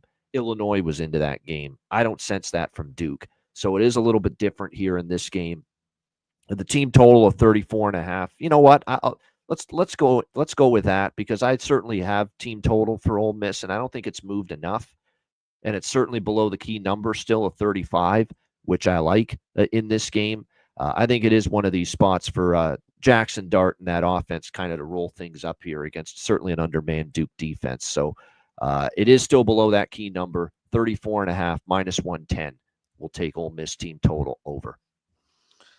Let's grab that here for you. Ole Miss team total over 34.5. What was the juice? Just minus 110. You are in business. What do you think of the Duke first half team total under 9.5? With the expectation that, when garbage time comes, you don't want to be on the Duke team total necessarily, but when the game is important, I think that makes sense. I have no argument with that logic. None. I'm interested in that Duke first half team total under. I can get 9.5, and it costs a lot of money. I will decide. I can take it to 8. I can take it to 8 and get like a really nice plus money spot. I'm going to take a couple look at a couple other books, but Bobano on the Ole Miss team total over 34.5 at minus 110, and of course he's got Notre Dame at plus 3 and the over 44 in his pocket. There you go. That is college football. We've got to work really fast in college basketball. We may not get to all the games. Yeah. That can we? Is there a chance we keep you for 5 extra minutes? Can we get you to? Yeah, I can go to 105. 105. I got to be gone, but we can go to 105. We can. All right. Let's get to work here as fast as we can in college basketball. We have 10 games. We have 24 minutes, so we'll try to do 2 minutes a game. We have a game popping off in 19 minutes. We've already heard from Jay Peasy. He's on Gardner Webb, a +1 here. Both Gardner Webb and Charleston Southern. And by the way, look at Bobano's record here in college basketball. What a job he's done. Another monster week 2 weeks ago, Bobano. Absolutely spectacular work. 17 units on the season for me overall, factoring in every day. So it's been great. Yeah, that's great. Really good season. Rocking. So we're at Buccaneer Fieldhouse in Charleston, South Carolina. Charleston, we've capped a few times here, opening up their account here, their Big South account at home. They're in the throes of a losing streak. They did barely, and I mean barely, stop it against Columbia International Rams, Div 3 school. But they looked okay at Georgia in that last spot. We capped them together back on the 19th of December when they went and played North Alabama. I believe you cashed on the over in that one as well. I came close to moving on Charleston Southern first half, which it looked like it was going to cash the whole time, but it would have lost in the end.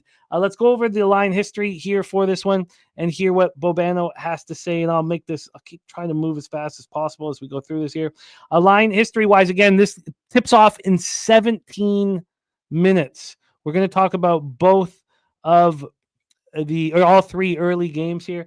This opened up with the Charleston Southern Buccaneers -1. They're now +1.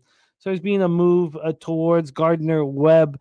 Of course, Jay Peasy got them at Gardner Webb +1. Now they're -1. This total's at 153. It's -114 to the over. It's come up from 152.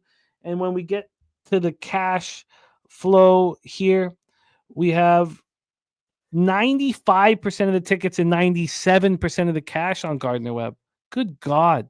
Now, it's a completely different story when you get to the money line, because that's on the spread. On the money line, 77% of the tickets, 77% of the cash is on Charleston Southern. That's a fascinating market. On the total, 58% of tickets, 59% cash on the over. Take it away for us here, Bobano. Buccaneers at home to the Running Bulldogs. Yeah, I'm in action here. I like over the total in this game. You've got 2 teams that'll run, 2 teams that'll play with pace. 86th in the country, Gardner Webb, just outside the top 100 for Charleston Southern. You got 2 teams that struggle to make their threes, but both teams that are kind of better defending the 3. 2 teams that are not good in the interior, defending the rim, guarding the paint area, and both of these teams like to attack and score around the paint area. So the matchups kind of dictate we should see the offenses have their decent amount of success here in this game as well. So you put it all together, and like I said, with the pace we're going to see in this game, I think we can make the case here for points. So we'll go with over 152 -128. Over 152 -128. A couple questions here quickly, Bobano. Gardner Webb hasn't played since the 21st of December. I mean, that's why Charleston Southern set up that game against the whatever college they played. Is that going to hurt Gardner Webb here? They did snap their losing streak with that win at ECU. What do you make in your history of teams that have been off now, for 10 days? It's a concern. It's what bothers me here a little bit. Now, it could affect them either end of the court. I'm not sure which one it will affect them more, the offense or the defense. But one thing I know is that Gardner Webb can score. They just can't defend. And you could probably say that at times with Charleston Southern too. But Charleston Southern's good at home, 3-1. Webb is just 2-6 on the road. I think at this price and given the layoff for Webb, I kind of lean to the Charleston Southern side. Gardner Webb's taking the money. They're now 2-point road favorites. I'm not sure I'm in total agreement with that, but for me, just liking the total. That's clearly what I like more than either side. Over 152 flat at minus 128. Move on to the next spot on the board. This one pops off at 2 p.m. So it pops off an hour and 14 minutes, 2 p.m. Eastern. Longwood Lancers, the Presbyterian Blue Hose. We have Longwood having their 2-game winning streak snapped at SMU. They lose 98-82 to SMU. This is December 29th, so they got a game in. They lose. They were 18.5-point dogs. That's what it closed at. They lost by 16. They covered the opening line and the closing line at ESPN Bet. Longwood did against SMU, and they look pretty good doing it. Going up against Presbyterian, they have lost 3. They've lost more than they're winning games against Div 2 and Div 3 colleges, losing games against Div 1. Their last win against a Div 1 team was back on November 23rd in a neutral site against Monmouth. They were playing pretty good basketball then. Then they lose by 15 at Tennessee Tech, by 3 at Florida A&M, by 19 at Miami, by 5 in overtime at home to Manhattan, and then they lose on Monday to South Carolina. They lose to the Gamecocks. They were 18.5-point dogs, and they were up 32-24 at the break. They looked pretty good in that basketball game. Let's take a look at the line history. We see Robert Franklin on Longwood minus 3.5. This total is at 143.5 right now. 143.5. It's juiced to the under. There's just been a 2-cent move to the under since this line came out. And then on the spread, we have Longwood minus 3. It's a juiced minus 3. They opened up at minus 2, moved to minus 3. There are 3.5s on the board. So this market moving towards the Longwood Lancers. 41% of the tickets and 39% cash on the over. And then on the spread, we have 47% of the tickets and 73% cash on these Longwood Lancers. Take us home, Bobano. Lancers versus the Hose. Yeah, this is an interesting matchup here because you look at these two teams. Longwood, they've been really, really solid. They gave they were in the game for a decent amount against SMU. I mean, there was a 2-point lead for SMU at halftime, and SMU kind of broke it open late, but I thought Longwood hung right in there, covered the number on the road against SMU. They've been pretty good all season on the road, 3-1 overall. Especially of late, been good away from home. Presbyterian, meanwhile, a competitive effort against South Carolina, 69-59 in that game. They're actually 4-1 at home going into this one. I still think Longwood is the better of these two teams. Do I want to lay 3 now with them? I think at Pick'em there was some value on Longwood. It's kind of gone up enough now where I'd probably say back off at this point in time. That's kind of where I'm at here with this game. Let me see, as far as I was leaning a little bit, to this over, because last year, the 2 meetings, there were 150 and 154 points scored between these two teams. I think I will put that on the card here. I do have it in place. The number hasn't moved a ton on it. At 142 minus, or actually 142.5 minus 110. We'll go over the total here at 142.5 minus 110. Over 142.5 at minus 110. I kind of lean towards Longwood, but the market sure does. Yeah, they sure do. They sure do. But I mean, this 11-4 record from Longwood. I mean, we don't believe it, do we? I mean, how many? I guess, 1 win, 2, 3? I guess just 3 wins came against Div 3 colleges. So there has been. You can ridicule both teams' schedules. Neither team's faced the phenomenal schedule by any. Yeah, though I have some interest in Longwood. I'll be able to make that decision. The show will be over before 2 p.m. Eastern. Don't forget, we have the Cappers Contest show at 3 p.m. Eastern.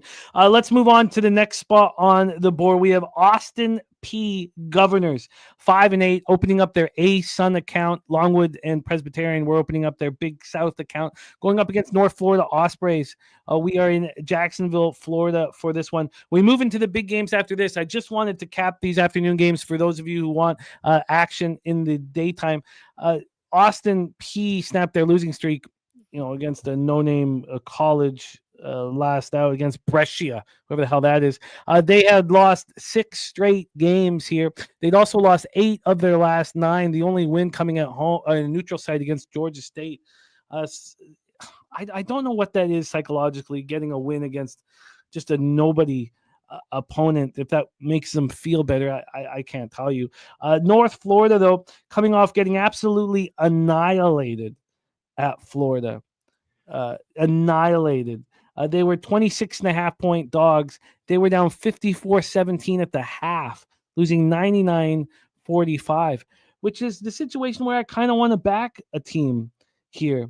North Florida, 6.5-point favorites.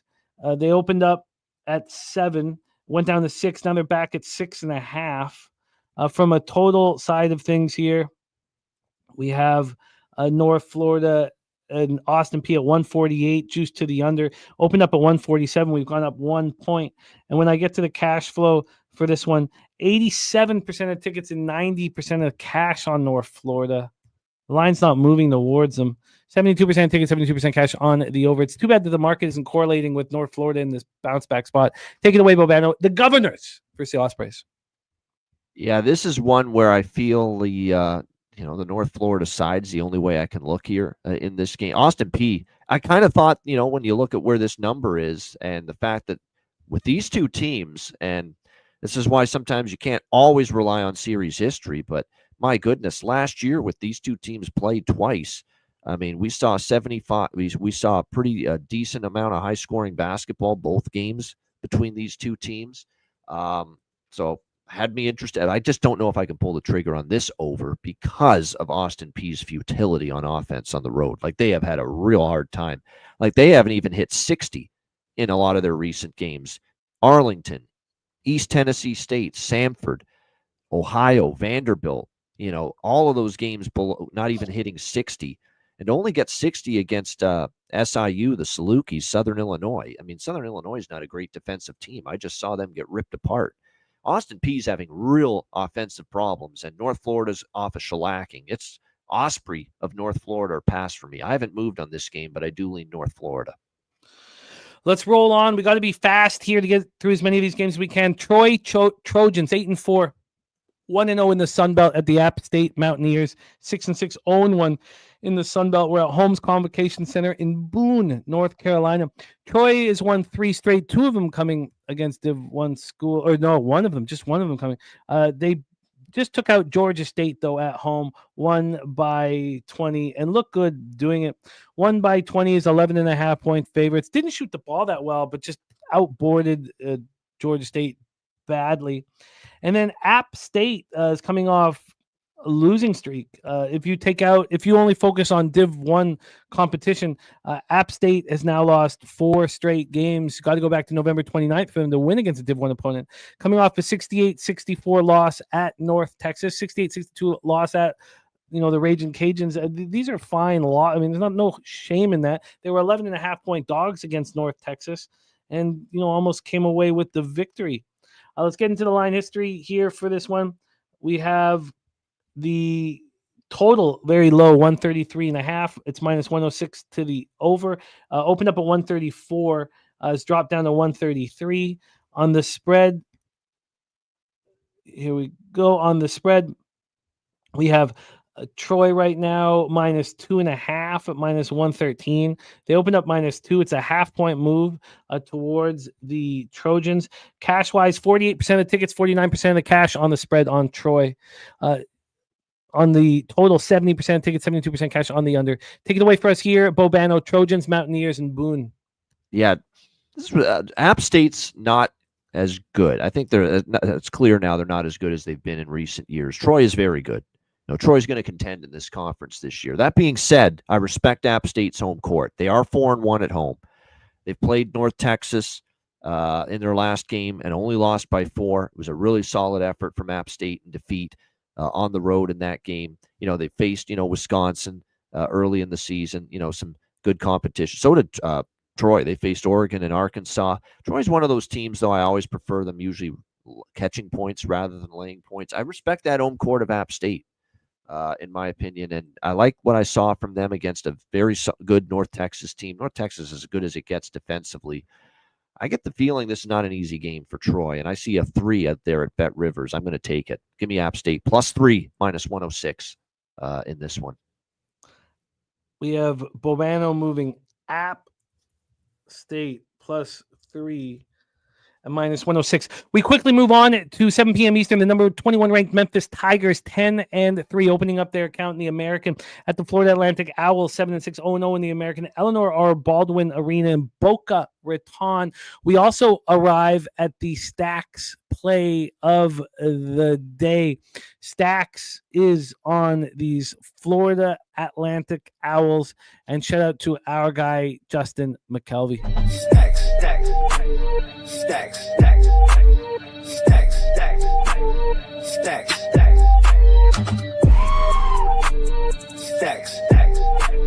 stacks, stacks, stacks, stacks, stacks. Memphis winners of 3 of their last 5. We've also heard from our guy Dabby Cab. Dabby Cab is on Memphis minus 3 at minus 115, winners of 3 of their last 4, coming off an 87-70 victory over Ole Miss at home. Memphis was just 1.5 point favorites. It didn't shoot the ball that well, but just played good basketball and outboarded their opponent. For FAU, they coming up their 3-game winning streak was snapped at Michigan State. They lost to Michigan State 86-69. It was a pretty ugly loss, and it was a long time ago. They haven't played since December 21st. 13.5 point dogs. They lose by 17. So this is a Florida Atlantic team that's been off for a long time. Memphis did get that game under their belt. Let's take a look at the line history here for this one. And we have Memphis now minus 3.5 at minus 111. They open minus 2.5. We have a 1 point move towards Memphis on the total. Here on the total, we have a 163. It's minus 111 to the over. This has come all the way up from 159. So we have a huge move on the over. 61% of tickets, 78% of cash on FAU. And yet this line moving towards Memphis. 85% of tickets, 84% of cash on the under. And yet this line has skyrocketed 4 points. Take it away, Bobano. Memphis FAU. I definitely think FAU is clearly not what they were last. How could they be? You know, they have a new coach, and a lot of the players from those NCAA tournament teams, they're gone now. And we kind of saw signs of that with the loss against Michigan State. And to be honest with you, Memphis might even be better than Michigan State right now. So they're not going to be an easy game. I understand why Memphis is a road favorite. I did bet Memphis money line when it was playable. I don't want to make it official now. Because I was able to get, closer to minus 135 on the money line. It's all the way up to minus 170. I don't want to lay 3.5. I like this over, though. I think you're going to see points galore. I'm not scared off by the fact that it's a high total. In fact, a lot of these totals in the 160s, when I've been betting them, and I think the record on the show bears it out, they've been going over a lot of these high 160s totals, and you're going to get tons of pace. Florida Atlantic's not very good defensively. Memphis could absolutely shred this team. But Memphis is, goes through lapses, and I find sometimes when they're on the road, they don't always lock in for a full 40 minutes on defense, and still an array of shooters that can really pose threats to the Tigers here. So pace galore, 161.5 minus 110. We'll play it over. Over 161.5 at minus 110. Quickly move over to the Big Ten. We have the Northwestern Wildcats 10-3, 1-1 in the Big Ten. At Penn State Nittany Lions 11-2, 1-1. We're at University Park for this one. Let's get into the line history and set this one up. Line history wise, this totals at 144.5. That's exactly where it opened. So we've had no movement here on the spread. Come on. We have, let's move right here. I had to set up. I apologize. Too many games. I'm tripping now. On the spread, we have Northwestern plus 4.5 at minus 107. They opened up at plus 6. A 1.5 point move towards Northwestern. Just 54% of the tickets and 15% of the cash on Northwestern. 85% of cash on Penn State. Yet this line's moving towards Northwestern. 67% of tickets, 68% of cash on the under. Northwestern's now won 4 straight. Both teams played back on Sunday. Penn State winning their 3rd straight game, 86-66 at home over Pennsylvania. Northwestern coming off of an 85-60 win at home over the weak Northeastern Huskies, 14.5-point favorites. They won by 25. Take it away for us here, Bobano, Northwestern, Penn State. Yeah, I don't mind fading this move. I like Penn State. I like this spot. I remember them blasting Purdue on this home floor earlier this season, and I certainly don't think Northwestern's nearly as good as Purdue. I think this number's cheap for Penn State. I really like what they're building here. I like this team. They've got all kinds of weapons galore offensively. All they have to do is play a little bit of defense. It's going to be a very solid, competitive upper echelon of the Big Ten team this year, in my opinion. 11-2, perfect 8-0 here at Bryce Jordan Center on their home floor. Like I said, they've got quality victories on this court already, including the Purdue game, 81-70. The one thing about Northwestern is they have been solid on the road. UNLV, or there's a couple road neutral court environments. Their one true road win was Georgia Tech, but not saying much. Georgia Tech, to me, is not a really great basketball team by any stretch. Now, they are on a 6-game covering streak, Northwestern, so I understand I'm kind of going against that, but I do like the way this I like this spot. This is a pretty cheap price on a good home court for a very good Penn State team that I think is still a little bit better than Northwestern. So for me, it's Penn State here, -4.5, -108. You are locked and loaded. See if we can squeeze one more game, and then we'll just get if he's moving on the last 3 games, and we'll talk about him after he leaves. Number 20 ranked Purdue Boilermakers, 9-4, 1-1 in the Big Ten. The Minnesota Golden Gophers, 8-5, but 0-2 in the Big Ten. We're at Williams Arena, Minneapolis, Minnesota. Now, Minnesota did bounce back off of those 2 losses. The bad home loss by 18 points versus Michigan State. Then they head to Indiana, lose by 15. They beat Fairleigh Dickinson by 14. That was before Christmas. And then they came back with an easy win versus the Morgan State Bears. They were 22.5-point favorites, and they won by 22. So very, very tight to that line, but they were in control of that game. Purdue losing at home before the Christmas break to Texas A&M, and then Auburn, a tough Auburn team. They come back from the break, and they beat Toledo at home, 83-64, 21.5-point favorites, and they only win by 19. So we have 2 teams that didn't cover against much weaker opponents. Let's get into the line history here. The spread, Minnesota opening up a +6.5. They're now a +5.5. So we have a 1-point move towards the Golden Gophers. And when we get to the total in this one, from a total perspective, we have this right now sitting at 135.5. It is slightly juiced to the over. It's come down from 136.5. And when we get to the cash flow, 55% of the tickets, 76% of the cash on the Boilermakers. Yet this line's moving slightly towards the Golden Gophers. 73% of tickets, 73% cash on the under. Take it away for us, Bobano, Purdue, Minnesota. Hold your nose, because Minnesota's been brutal against the number. They've been blown out in a couple of their tougher games lately. But this is my college basketball system play. Ranked road favorite versus unranked home underdog, and unranked home underdog is usually a very good bet in this spot. I'm going to take a shot with Minnesota here. Even though, like I said, I know Purdue's the better of these 2 teams. I get that. Minnesota, again, they got blown out at Indiana. They get blown out on this floor here at the barn, the Williams Arena, against Michigan State, which doesn't, you would think, bode well for their chances here against Purdue. But I've seen enough issues with Purdue on the road this year to be concerned.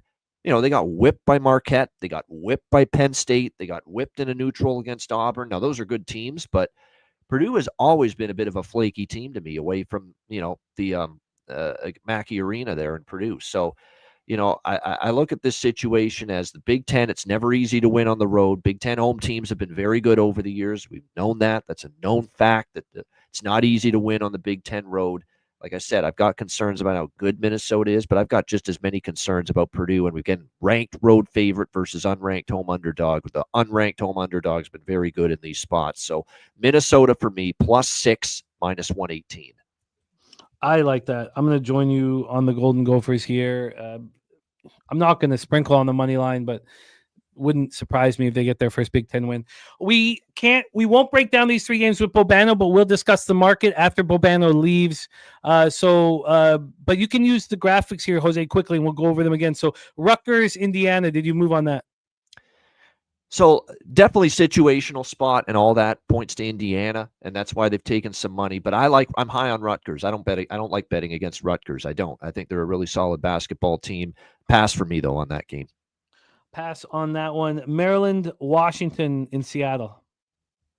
Yeah, I like Washington here. I know Washington's been bad here this season. The Osibor, great Osibor was supposed to be this great player for them. That's a great name, but he's not playing up to the level of his name. He's really struggled. This team, has kind of really struggled at times here for Washington. But here we go. We got Maryland taking the long trip. And there's another team on the road. I don't fully trust them. This Maryland Terrapin team. So let's go with Washington here, Jimmy, plus 6.5, minus 110. Washington plus 6.5, minus 110. And then to close it up, now we will talk about these three games here and just go over the market moves, but take it away. Did you move on the saturated Illini at the Oregon Ducks in Eugene?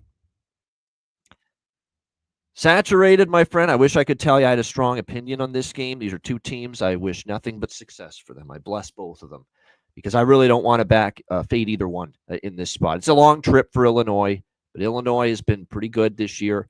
Like what I see from them. By the way, if you have not watched a lot of Illinois basketball, it's a young team. They lost a lot of experience from last year, but boy, Brad Underwood's melded them very quickly into a very competitive outfit. They had a nice win against Missouri recently. And this Jakačionis, man, Kasparas Jakačionis here for the Lithuanian here for Illinois is a great player. Fun to watch. An Illinois team that I think is certainly ahead of schedule because of how young they started the year. But I'm a big Dana Altman and Oregon guy. I am. These are two teams I'd rather bet on than bet against. Great game to watch, not so much to bet. Bobano, I will review all your action. Thank you so much for your time. Crush it with the Ice Guys. Thank you for making Thursdays such a great show for all of us here at Pub Sports Radio. Please support the Ice Guys hitting the books and the NBA OG show, and support Bobano on X at Bobano Bets. Bobano, any last words for the Capper Sporting Show? No, just enjoy the Thursday. It's a lot going on. Cash some tickets. Jimmy, good to be back. Good to be back in the rhythm and the routine again every Thursday. We will have more time for college basketball in the future. Trust me, because football, we only have the one semifinal in college football to talk about next Thursday, and then there's no more football on Thursdays on the show. So it'll all be NHL and more time for college basketball as well. So looking forward to that. So shout out, Jimmy. Good luck tonight. Everyone in the chat, cash some tickets. We'll see you next week.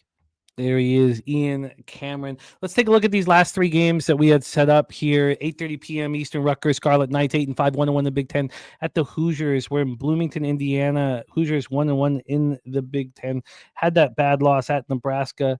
Interesting. Morgan Spooner talking about Rutgers freshmen need that building, fade them on the road in the Big Ten. Let's take a look at the Rutgers true road games this year here. There haven't been many of them. There's only been haven't we got any of them? The Ohio State was their only. Oh no, they lost to Kennesaw State on the road as well, 79-77. The other games were neutral court. And look at their neutral court record. They played well against Alabama neutral court, lost to Texas A&M, but they lose to Princeton on the neutral court as well. There's really something to be said here with what Morgan Spooner is talking about here, fading Rutgers in a spot like this. Let's see if the market correlates with us here quickly, and then we'll move on to the next one. This total's at 157.5 right now, minus 113. We've had 3 cents of movement towards the under. And when we get to the side here in this spot, let's move over to 8:30 action. We have Indiana minus 5.5 at minus 112. This is a line that's not moved. It's moved 4 cents towards Indiana. So all we can hope for is the public being on Rutgers, and that's what we get. 66% of tickets, 43% of the cash on Rutgers. I think Morgan Spooner is absolutely right, and I think he nails it. So Indiana Hoosiers for me, and we'll go over the ones that I'm adding here. Jay Vegas saying Rutgers can score this year. Take the over. And shout out to Kelly McInnes gifting a Pub Sports Radio membership. Silent Rob getting it. Thank you, Kelly, for your support, my man. You are a good friend Thank you for your support. So we heard Bobano move on the Washington Huskies. So let's talk about the Terps Huskies over at Alaska Airlines Arena in Seattle, Washington. Bobano moving on Washington plus 6.5. Let's just take a quick look at the situation, and then we have our guy Darryl Rice. It's Darryl time joining us here in a couple short minutes. So let's just take a look at this one. There was so many late games that I wish we had more time to talk about. But as Bobano said, we promise you we'll be hammering college basketball on the show on both Thursdays and Fridays moving forward. The Terps won 3 straight. They lost at Purdue and played well, losing 83-78. Of course, they've been very good at home. Beat up on Ohio State 83-59. Last game is not, the best example of their dominance as they, beat Maryland Eastern Shore. They were up 16 at the half and then just let their foot off the gas. I mean, look, 43.5-point favorites. You expect more from them. The Maryland Eastern Shore 0-11 on the road. They've looked horrible. The Huskies bounced back from that loss at home to Seattle right before the Christmas holidays. That came on the heels of them beating up on Washington State and Eastern Washington. They were an angry group after the loss to Seattle. They had the holidays and they took it out on the NJIT Highlanders. Now they're 25.5-point favorites and they won by 37. So it was impressive, but it feels like it's the Terps that have a lot to answer for here. Let's take a look at the line history. We know that Bobano has moved on Washington. Let's take a look at this 9:30 start. We have Washington now at plus 6. There are 6.5s on the board. Plus 6. They opened up at plus 6.5. So we have a half-point move towards the Huskies. And on the total, take a look at this total here for this 9:30 spot. On the total, we have a 148 juice to the under. This has come down from 150, so we have a 2-point move to the under. Let's get to the cash flow for this 9:30 spot. We have 76% of tickets and 95% of the cash on Maryland. Wow. This line's moved a half point towards the Huskies. 64% tickets, 64% cash on the under. Morgan Spooner, he was talking about this game as well. Says, I think Maryland is the best team in the Big Ten. Willard shows they're the real deal tonight. Gets a road win. Washington has nothing from Maryland's post presence. It's interesting because everybody on the Terps in this line's moved a half point towards Washington. Tells me the Huskies are live. Okay, I'm going to spend more time on that. I find the market correlating with Bobano's breakdown, but I will copy and paste what Morgan said so that I can go over that here when the show is over. We're going to have an hour break before the Cappers contest show here. The final spot on the board, Saturated's fighting Illini. I shot the DC Capper. I'll take a look, but we're really rushing right now, and I've had my guy Darryl waiting backstage. So let's roll into basketball, DC, and then we'll go over our best spots on the entire board. The number 22 ranked Illinois fighting Illini, 9-3, 1-1 in the Big Ten. At the Oregon Ducks, 12-1, 1-1 in the Big Ten. Take a look at this final spot on the board and then move into NBA. We have the Illini, they had the loss at Northwestern. It was in overtime, 70-66. It was on the road. Beat Wisconsin at home, then lose to Tennessee by 2. Real no harm in that. Barely get by Missouri, and then they take out their anger over the holidays, the tryptophan from the turkey, take it out on the Chicago State Cougars, who are 0-15 this year, winning 117-64, 39.5-point favorites. They almost covered that in the first half as they were up 60-24.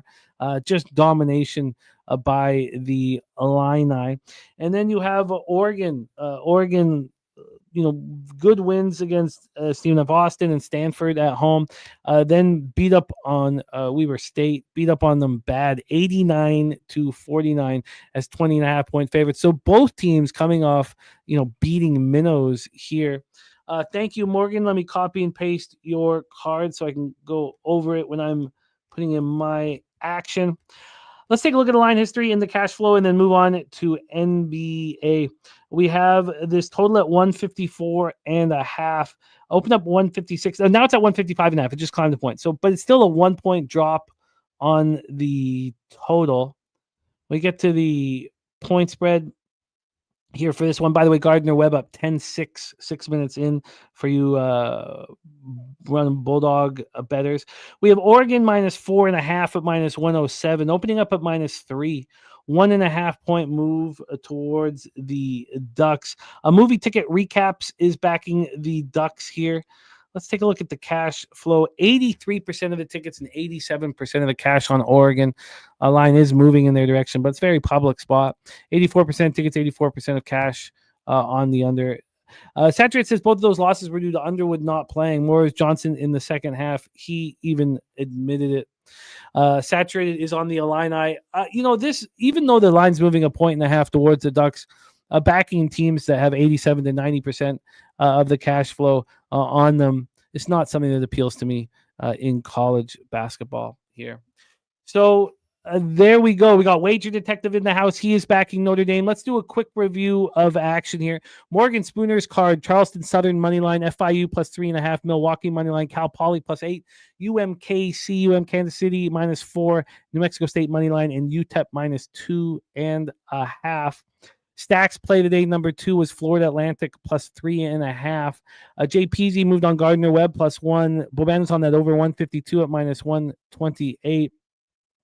Bobano on the over 142.5 at -110 in Longwood Presbyterian. I have some interest in Longwood. Again, that game pops off in 43 minutes. We only have 6 games to cap in NBA. I should get to it. Bobano skipping Austin P, North Florida, but he's on App State +3 at -106. He's on the over 161.5 at -110.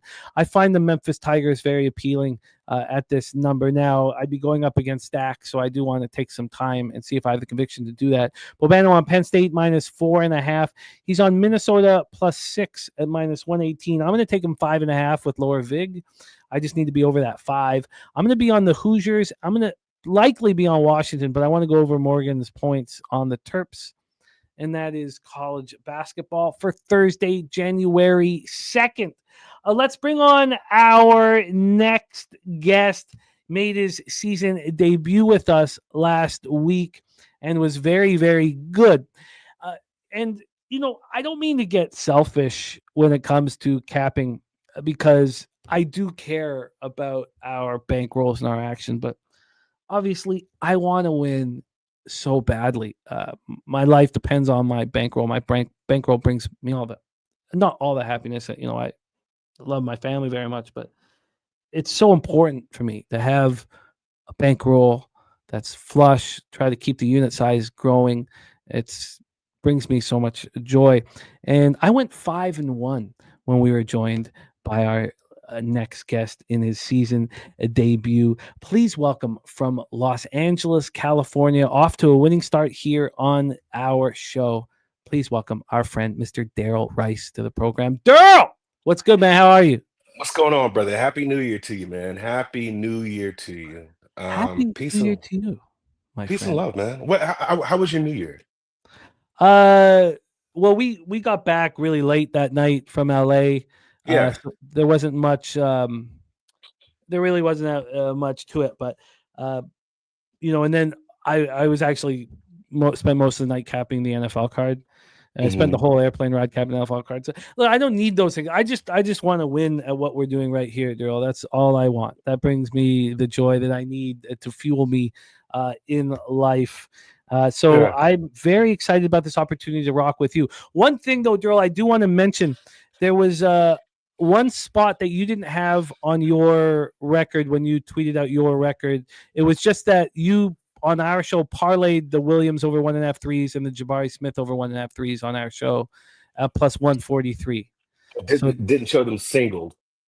And the singles. You had them each singles and parlay. So gotcha. I have you as 6 and 5, plus 0.28 units with a plus 2.5% ROI. So a winning day to start. But you also put a ton of. You actually started my run, man.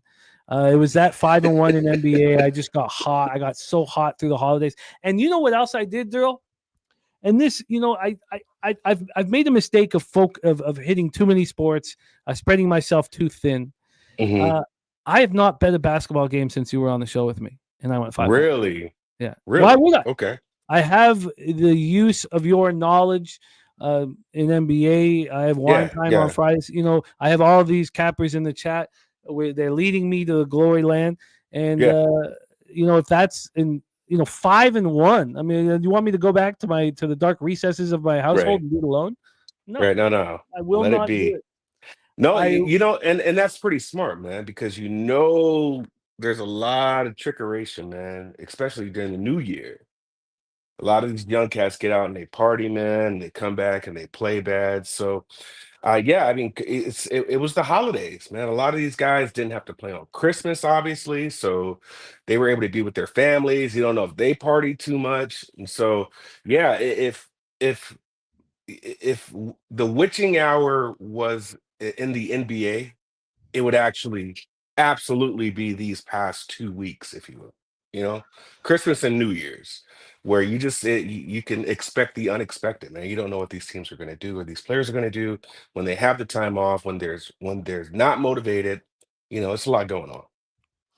Well, I'm excited to get back to work. So let's Yeah, do yeah, exactly let's do that, it. Daryl. Welcome back. Happy New Year. Thank Let's you, thank roll. you. Happy New Year. We have a beautiful card here, 6 games. We start at 7:30 p.m. Eastern with the Indiana Pacers 16-18, 8-12 on the road Hmm. at the Miami Heat 17-14, 10-5 at home at the Kaseya Center in Miami, Florida. I decided, because of the sort of unknown around the holidays, that it didn't really make sense for me to talk about the last 5 games. I just didn't think it was relevant enough. I thought that I would be helped if I used the last 10 games for the statistical analysis. So that's what I Hmm. have done. So over the past 10 games, it's not something I do too often, but that's what we're doing here. Indiana 6-4 over the past 10 games, 10th fastest pace in the NBA at 100.6 possessions a game, shooting the ball well, 49% from the field, 36.7% from 3. It's very simple watching this Pacers team. And I shouldn't say that. When I'm having difficult capping them, I just look Hmm. in the Carlisle's eyes and I laugh out loud. He's losing his mind. He is Yeah. losing his mind. He can't. If you watch that game against Milwaukee, they're in complete control until the zone comes out for the Bucks, and the Pacers fall apart. And no team plays zone more than the Miami Heat. So we're going to see a lot of zone defense. Now, that's all Carlisle said they were going to do in practice, which I'm sure was much to the chagrin of the Pacers players. Miami 6-4 over the past 10, 26th the fastest pace, 98.08 possessions a game, 46.4 from the field, and 36.1% from 3. We have right now the Pacers at plus 1.5 at -107. We know Jimmy Bucket's welcoming a trade right now. He came back from his Yeah. 5-game absence with Yeah. hurt feelings. I don't know why he was gone. Stomach flu, he called it. 5 games seems like a long time, buddy. Miami opening up at -2. They're now -1.5. We have a half-point move towards the Pacers. From a total side of things, we have a 225.5. It's juiced to the Hmm. under. This opened up at 225.5. It dropped all the way down to 223.5 before it started climbing back up, and there was buyback. We have 67% of the tickets and 68% of the cash on the Heat, yet we have this half-point move towards the Pacers. 85% of tickets and 83% cash on the over. From an X's and O's standpoint, you have to think the Bucks and Doc moving to that zone and completely messing with the Pacers sets them up pretty nicely against a team that plays zone more than anyone else. They can talk about the mistakes they made against the Bucks, and play better here. They're coming off their Hmm. third loss in 4 games, 120, 112 at home versus the Bucks on Tuesday. Benedict Mathurin looked great, scored 25 points. Spicy P put up 20. But they had a 19-point third quarter lead before they completely fell apart. And quote unquote from Carlisle, I love watching him rip his hair out. He says, Miami plays more zone than anybody in the league, so I'm sure that will get their attention as well. They're falling apart against the zone. Heat on the second half of back-to-back after winning their 4th in 5 games, 119-108 at home versus the Pelicans last night. Butler comes back, just a moody mess. Starts, but he only plays 24 minutes, scores 9 points. Hmm. Tyler Hero goes for 32, and Bam almost gets his second triple-double of the year, 23, 10, and 9, just 9 boards. Take it away Hmm. for us, Darryl. Pacers, Heat. Yeah. So first game here, I really don't have any interest in, but we'll look at the analytics side on this. Total is 227. So we got a higher total than the what we have here at the 223.5, and home by 2.03.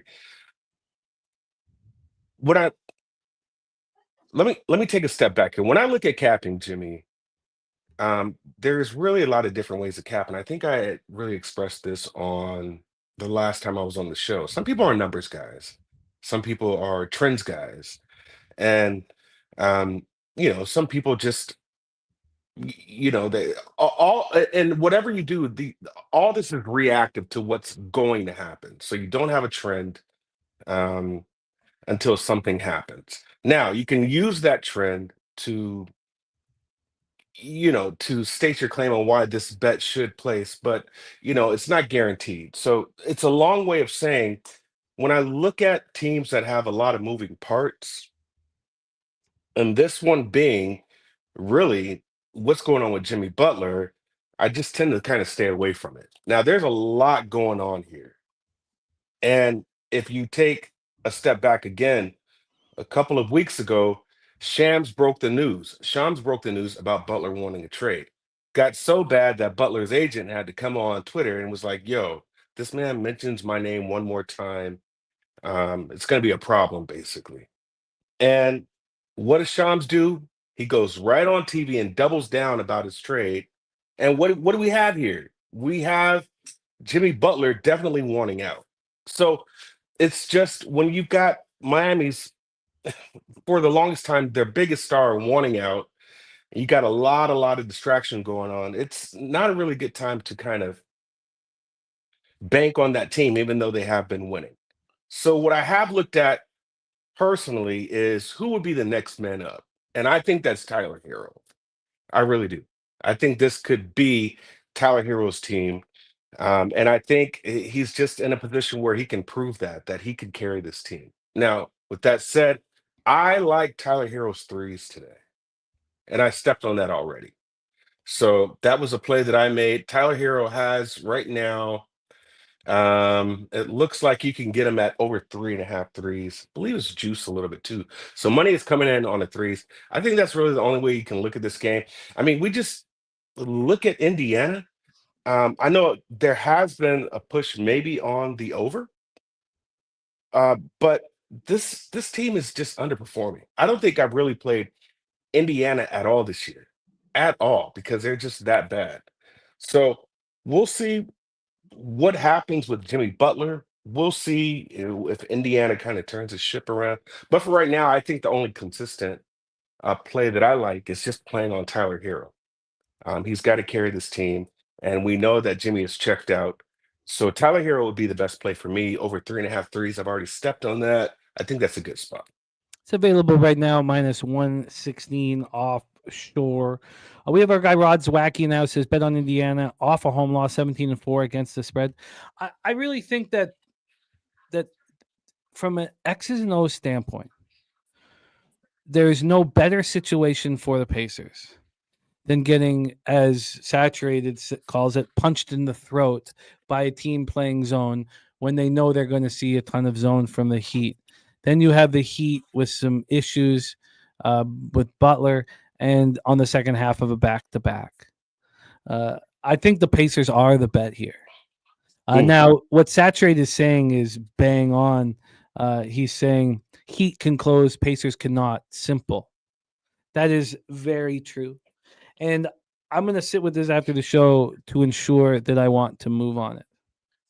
So we have Darryl moving on Tyler Hero over 3.5 threes at minus 116. By the way, I was close to moving on Longwood, and it pops off in 31 minutes. But when it comes down to it, and I know this is a real simple way of looking at this type of spot, but an 11-4 team on the road, against the team that's 7-8 in the hose, it doesn't really appeal to me that the market's moving slightly towards them. A lot of people just see that 11-4 and think, oh, I'm getting a better team here. Now 46% of the tickets and 78% of cash is on the Longwood Lancer, so bigger bets have come in on Longwood. If it was just, a little rec bet, I would be on Longwood, but it's just not enough for me right now to pull the trigger on a game that's starting in 30 minutes. Now, Saturated says, does anyone even want Jimmy? Yes. We know that Jimmy Butler goes to a new team, and that means that you have, what, at least 18 months of best basketball and probably more. So, yes, I think I hear what you're saying, Saturated, but I think that long term, you probably don't want him. Short term, you want him bad because short term, he's always got a bone to pick or something to prove. But I hear what you're saying. I'm interested in the Pacers here. Let's roll on to the next spot on the board. This is a absolute beauty. 7:30 p.m. Eastern with the Boston Celtics 24-9, 11-3 on the road at the Minnesota Timberwolves 17-15, 9-6 at home. We're at the Target Center in Minneapolis, Minnesota. I have not written 500, in any amount of time for the Boston Celtics. 5-5 over their past 10, which is wild. Topset says Pacers first half feels right. Happy New Year, Topset, my man. Both teams 5-5 over their past 10. Very good basketball teams, not playing very well. Let's get into the line history here. This is a 218.5. It opened up at 220. It dropped and then it climbed. This got up to 221. Then it dropped down to 219.5. It's just yo-yoing all over the place. Now we had a big move about 40 minutes ago to the under. So we've had a 1.5 move towards the under. On the point spread here, we have the Boston Celtics -4, -114. They opened up at 3.5 and then moved to 4. That's a half-point move towards the Celtics. When we get to the cash flow, 76% of tickets, 77% of the cash is on the Boston Celtics. 76%. It's a fascinating thing what you guys are talking about with the Pacers first half, and I don't mean to go back to it. Maybe I should pick my spots, but it feels like the Heat are going to use the zone as their let's shake them up with the zone. Like they're not just going to go to the zone right now because that worked so well with the Bucks, which would mean that the first half is you guys might have nailed it. Then again, another problem though is that you want to have the full game against the team on the second half of a back-to-back to hope that they have tired legs late. So I'm going to need to think about it more.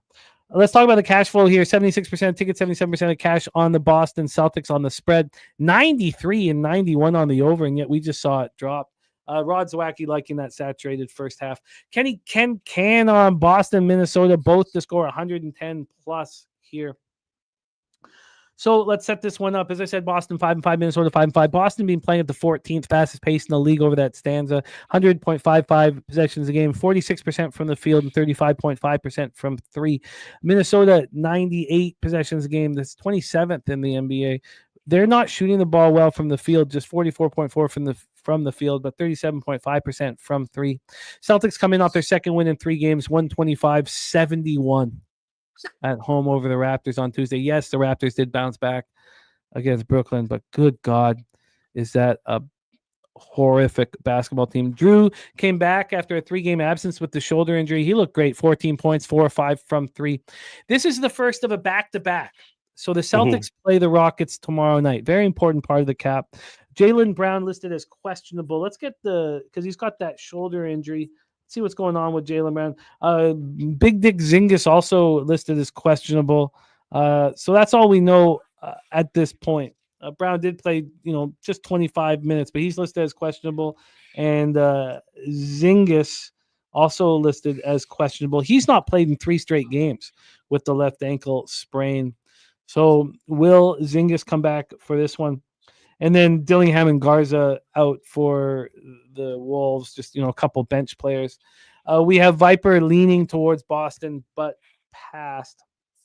So we have the Timberwolves had their 3-game winning streak snapped in a 113-105 loss at the Thunder on Tuesday.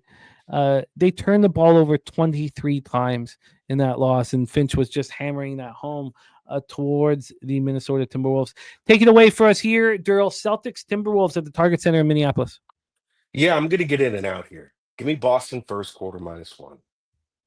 I really like that play. And if you know how I cap, I just always look at, say, the polar opposites. So Boston right now, in spite of them being up and down, and you got to look at Boston. I just think Boston, the only thing that really matters to them is just going back to the championship. So how they get to the postseason, I don't think they really care about. They just do just enough to keep their edge, right? And I think a lot of this is boredom and a lot of this is pacing for them and how they want to play. So teams that they should blow out, they don't. And they had no reason losing to the Hawks.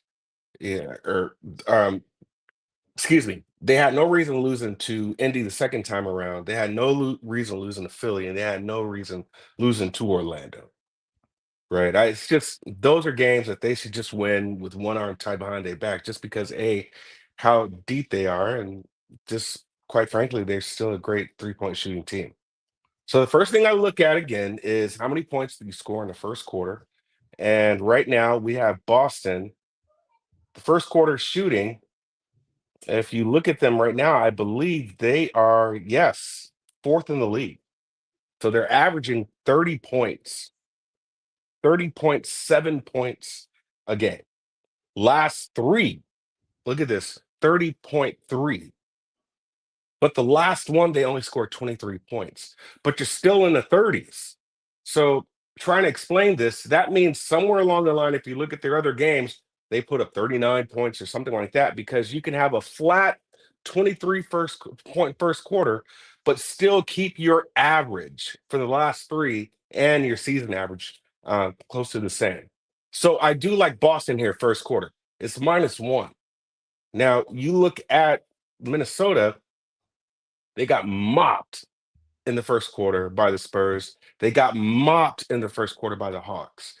So an ass whooping in the first quarter is, especially in these last five, is really not too, unfamiliar for them. On top of that, they've kept the other games pretty close. The other games they had were against OKC, um, Houston, and Dallas. And those games, I believe, were one basket games in the first quarter. So I do believe this is the spot here to where Boston can win easily by a bucket. When I look at how many points that they score or that they allow, again, Boston is allowing you, scoring defense wise, in the first quarter, 26.2 points. Minnesota's right there at 26.1. So I can understand why also people would go to that under phase where you're seeing a lot of money being pounded on the under. However, I think this is a game that Boston is going to say, okay, we can get up for this game. This team is really, really a team that should, in Minnesota, that should really have, a better record than what they have here. But there's just, again, a lot of moving parts. You know how I feel about Julius Randle. You can also see that Dante probably doesn't like being there as well. But Minnesota was always a team that had high praise, that should have been better at this point than what they are right now. And this is the team that Boston's going to get up for. Primarily Jalen and Jason, they should have really good games. Whenever you've got possibly the face of the league and Ant-Man, you're going to show them out. And so this is the game that I think Boston's going to get up for. So I do like Boston first quarter.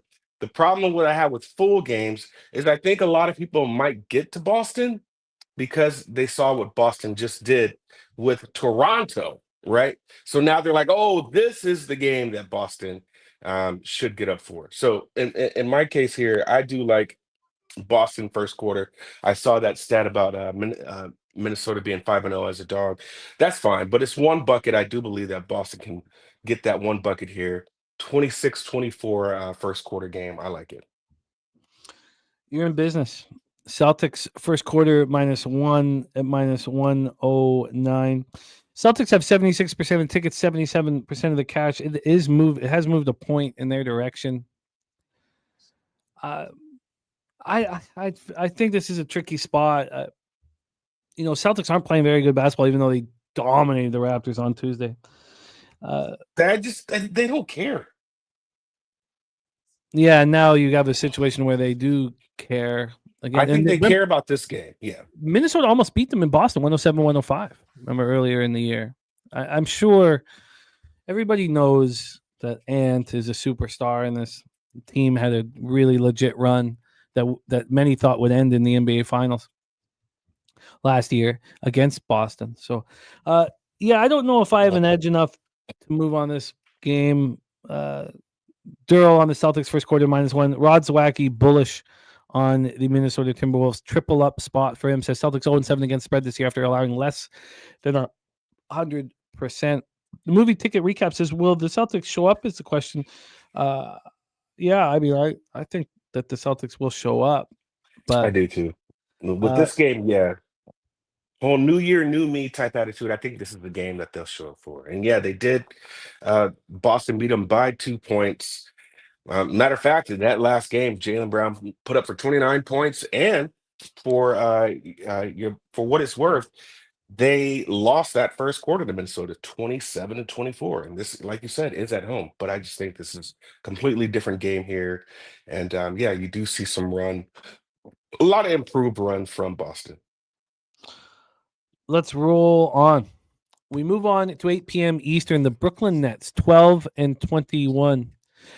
Yeah, Cedric Brown has a shoulder injury, but at this point, there's no reason to think that he wouldn't be in. But he's listed as questionable. He did play 25 minutes, so I mean, we don't know yet. But talk about Brooklyn Nets, Milwaukee Bucks. Nets 12-21, 7-12 on the road. Bucks 17-14, 11-5 at home at Pfizer for Milwaukee, Wisconsin. We've already heard from our guy Ron Crawford moving on the Brooklyn Nets spreadsheet play today. 2-8 over their past 10, the slowest pace in the NBA, 96.15 possessions a game over that period. 43.6 from the field, 34.4 from three. It's been pretty ugly. Milwaukee 6-4. Ninth fastest pace in the league, 100.8 possessions a game, shooting the ball quite well, 46.9 from the field, but 38.2 from three, which is being pretty impressive. Let's get into the line history for this one. Milwaukee minus 13.5 at minus 103. They opened up at 14. There's been a half-point move towards Brooklyn. On a total perspective, we have a 222.5 juice to the under. This opened up at 218.5. It's climbed 4 points to 222.5, although it is juiced to the under. As you guys know who've rocked with me through NBA, I had, a losing year last year, and it rocked me. I've had 2 losing years in NBA in the 7 years, now 8 years that I've capped with you guys. And I've stopped betting totals as much as I can. And it's taken a lot of the fun away from gambling. It's fun. It's fun being on a total in NBA. But I just don't feel like I have an edge. Now, when you see Darryl hammering totals, he finds the edges in first quarters and things like that. He's tightening things up to an angle that he believes that there's an edge on. I just don't know if I don't believe that I have one in totals, and that situationally is where I can excel in NBA. So I just, a lot of you guys already know that, but I just wanted to touch on that again. So this total has gone up to 222.5. We know the spreads moved a half point towards the the Brooklyn Nets. 40% of tickets, 37% of cash on the Brooklyn Nets. 90% of tickets, 89% of cash on the over, and we just see it climbing. Brooklyn's on the second half of a back-to-back after losing their 5th in 6 games, 130-113 at the Raptors last night. Brooklyn's lost 3 straight and 11 of its last 14. The Raptors were on an 11-game losing streak, and it didn't matter. Now, D'Angelo Russell, 22 points in his first game with the Nets since being traded on December 29th from the Lakers. The Bucks snapped their 2-game losing streak of the 120-112 win of the Pacers on Tuesday night. Giannis Antetokounmpo returned after missing 4 games, 30 points and 12 boards in the win. Brook Lopez went for 16. Bobby Portis Jr. 14 and 15 boards, and they rallied, of course, from that 19-point deficit to snap a 2-game losing streak. So Giannis, Middleton, and Lillard are expected to be on the floor together, and that's only happened 5 times this year. They are 4-1 when the three have played together. Middleton scored 15 points in that game against the Pacers. He's averaging in those 6 games that he's been back 18.3 points, 5.3 assists, and 5.2 rebounds. Let's take a look and see if there's any concern. Middleton is a game time decision listed as probable, so nothing to worry about there. Giannis Antetokounmpo game time decision also listed as probable, so he will be in the lineup. Simmons is out for Brooklyn. Bogdanovich is out. But Russell, Thomas, Johnson, Clowney, and Claxton. But Clowney is also a game time decision listed as questionable. So he left that game early against the Raptors with the lower back injury. That is Noah Clowney. Okay, so let's hand it over here to our guy, Darryl. Brooklyn Nets, Milwaukee Bucks. Yeah, I don't have a play on this game.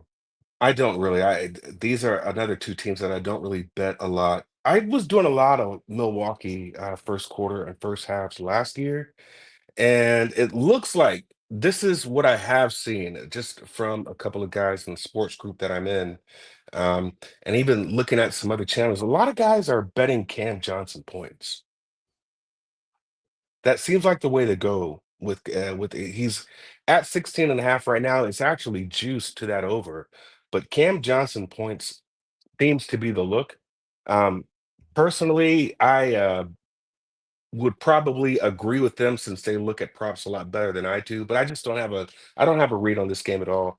We have D'Lo over in Brooklyn, and so now again you've got to implement him into that offense and that scheme. So it's again when I say the word too many in my opinion, too many moving parts. I just don't, I can't gauge it, so I don't have a play on this game. Well, this is an old play of mine that I've done so often. It's backing the big dog after an ugly game in the first quarter. The way Milwaukee just decided, picked and chose when it was going to step up against the Pacers makes me think that they may do that again here. It's hard to get up when the Brooklyn Nets come to town. And Brooklyn looked so bad against the Raptors. Brooklyn first quarter plus 4.5. Now, of course, you're going to have the concern of the big three, starting the game, Dame, Middleton, and Giannis. Whereas, maybe you would prefer a first half look to get some of them on the bench. But Yeah, Jimmy, wasn't that also a trend? Was just blindly taking Brooklyn first half? They were covering these large spreads. I know that was also a trend. I know a lot of people were on that train for a little bit. Um, and that maybe that's another one to look at when you have a spread this high. It is a revenge game for Milwaukee as well. I mean, I believe right now, yeah, the Nets have got them 2 out of the 3 games. So um, this would be a revenge spot for them.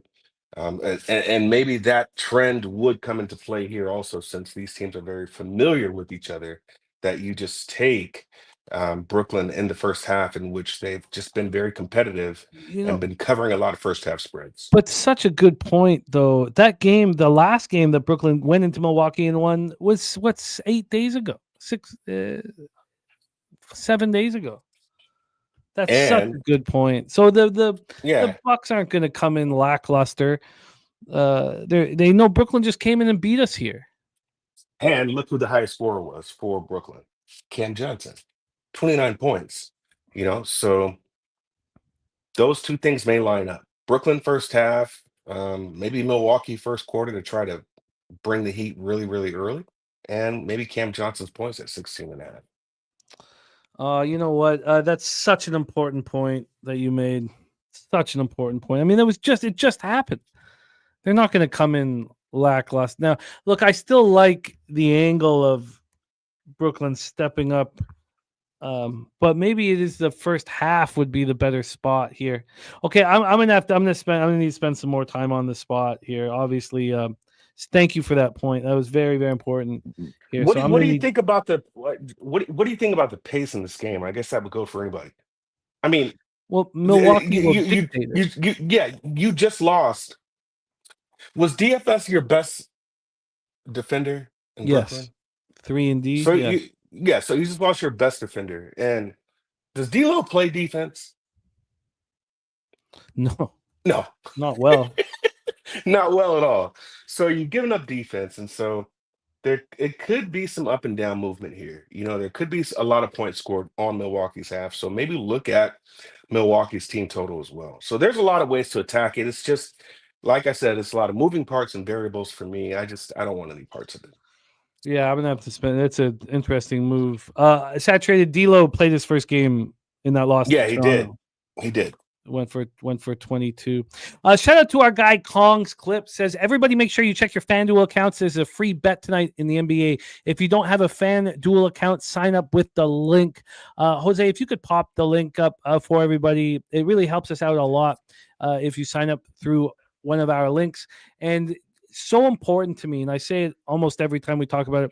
We do not get a cent off of anybody's losses. We just get a bonus for a sign up. There's a lot of companies that get paid when their followers lose. We're not one of them. We want to win so badly, but it does help us out very much if you do sign up through the link. And shout out to our guy Kongs Clips in the house.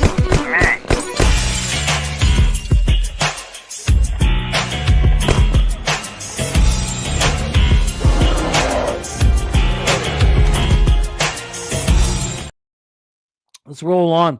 8 p.m. Eastern with the LA Clippers 19 and 14, 8 and 8 on the road at the Oklahoma City Thunder, 27 and 5, 14 and 2 at home. Paycom Center in Oklahoma City, Oklahoma. We got Old E in the house, has been following FAU closely, all things Florida.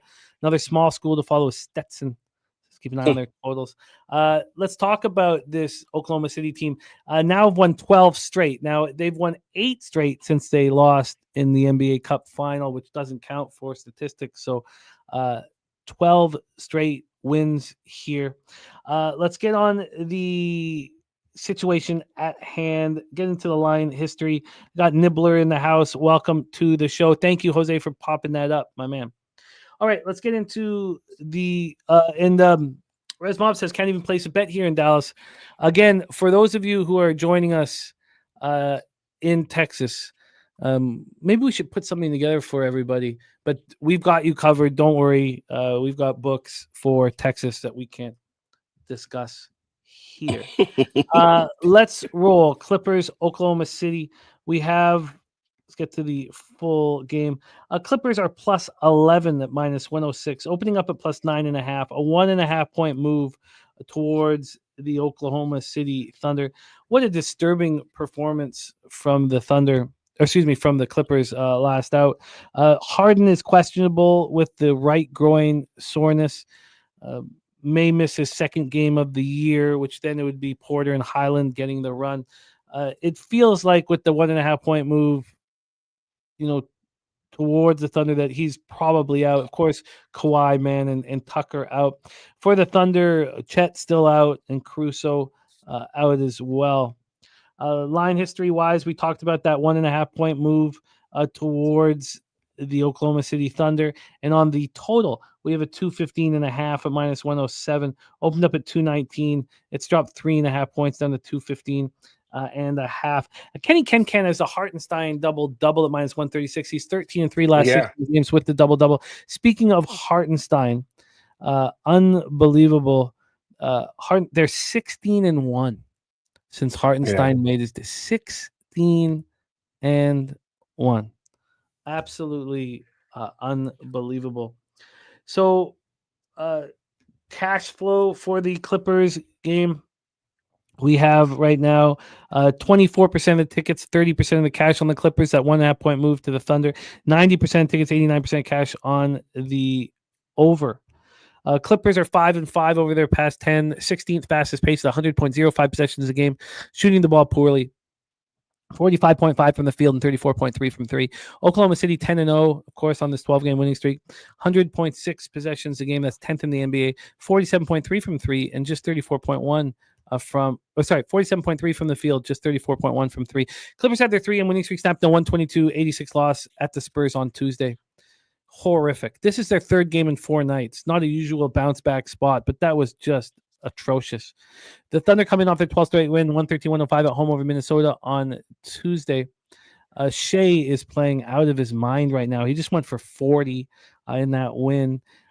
During this 12-game winning streak, 33.4 points per game, 5.7 rebounds, 5.3 assists, 2.5 steals, 1.3 blocks, shooting 56.6 from the floor.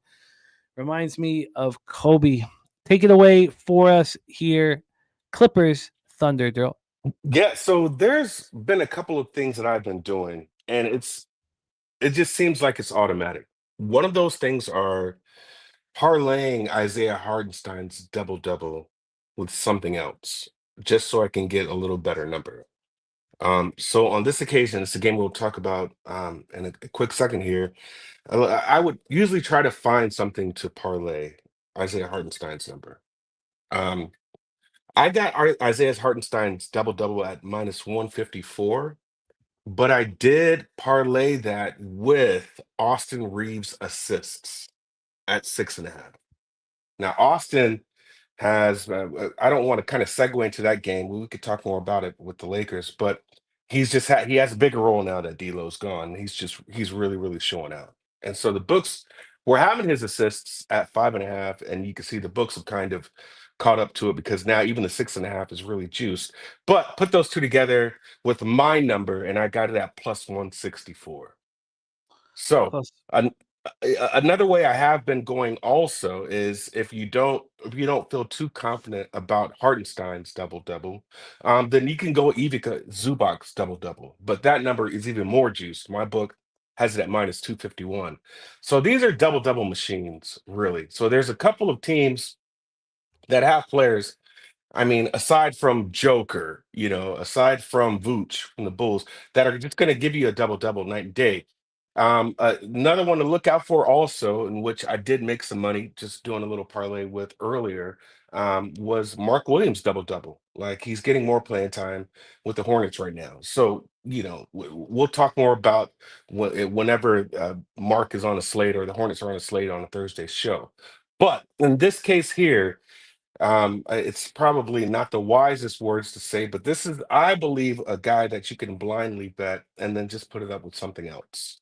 So Zubac and Hartenstein are two guys that you can they're going to most likely get a double double. I chose Hartenstein here because I think Hartenstein is just, he has a better edge. Absolutely, OKC is a better team. So I don't really care too much about the side or the total. Just give me Hartenstein double double with Austin Reeves assists. and what did that come out to? Plus 164. Plus 164. Hardenstein double. Reeves over 6.5 assists. If Harden is not in, and it's the Porter show, if it's Porter, Dunn, Powell, Derek Jones, Zubac, do they have any chance of staying in this game? They don't have a chance of staying in this game, even if they were there. I believe the Clippers are an absolute dumpster fire. Absolute and the funny thing was, remember how just earlier in the season they were talking about how well the Clippers defense is and like how they were keeping teams under 100 points, like nobody was hitting the century mark playing against the Clippers, and now it's just they just turn the tides, man. It's like, okay, what kind of team is this right now? And so I'm, of course, I don't like the Clippers already because I'm a Laker fan. So who gives a shit about the Clippers?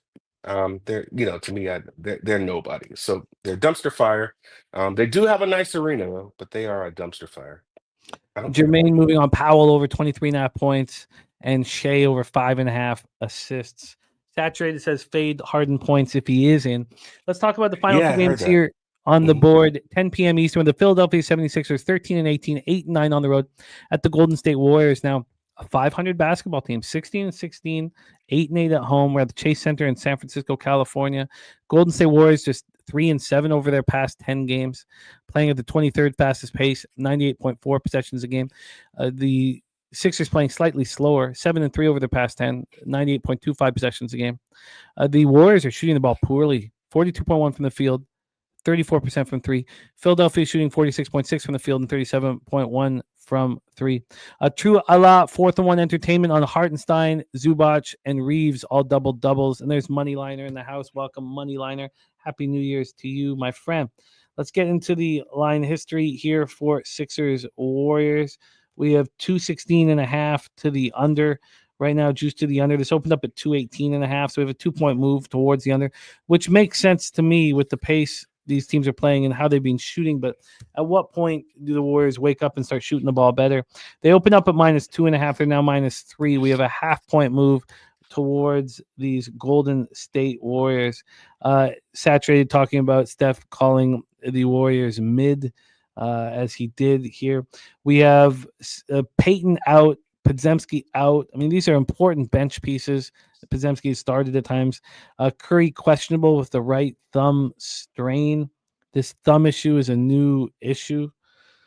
So you think if there's been a 0.5-point move towards the Warriors that Steph will be in.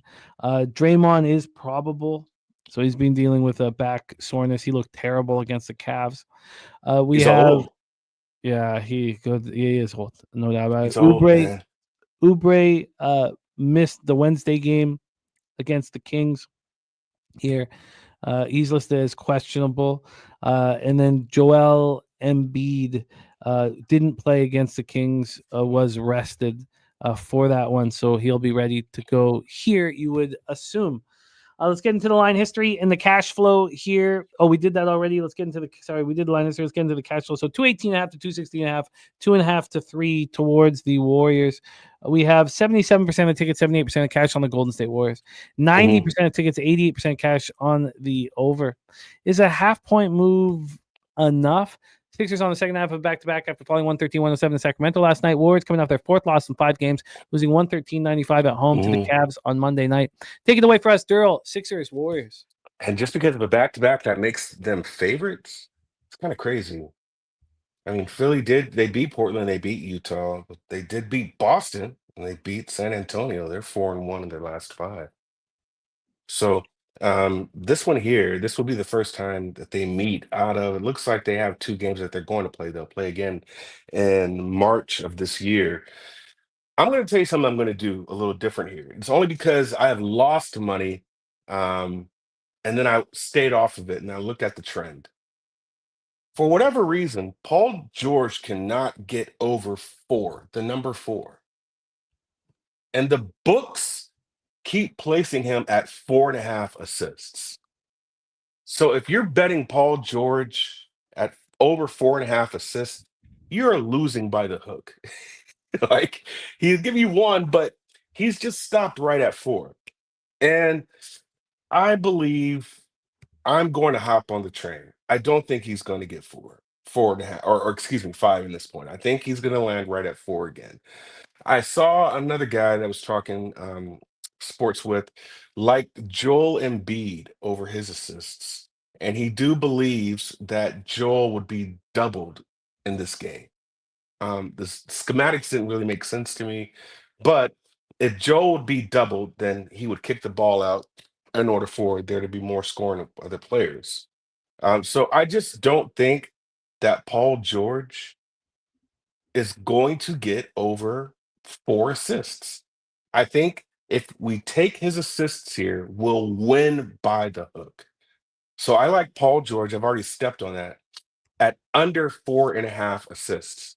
Now, I don't know if yours, I don't know essentially where your number would be, but for my number here, it's actually juiced to the under. So for Paul George assist right now, under 4.5 is at -139. But I'm just going to jump on it. If you want to take the over, because a lot of people play unders here. This is gonna. I'm taking the under here, man. I'm taking the under here. When I've looked at him, it'd be just my luck that this will be the day that he finally goes over 4 assists. I just don't see it here. So I do like Paul George under 4.5 assists. He went over 4.5 last night, got to 5. But he had a stretch of 5 straight games where he didn't. Yeah.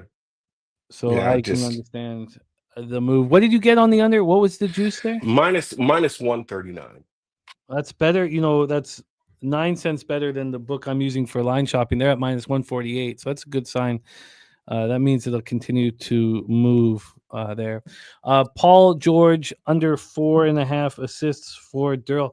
This is a much trickier card than I expected. I thought this would open up for us or for me. I mean, you're making moves here. If that's the case, God.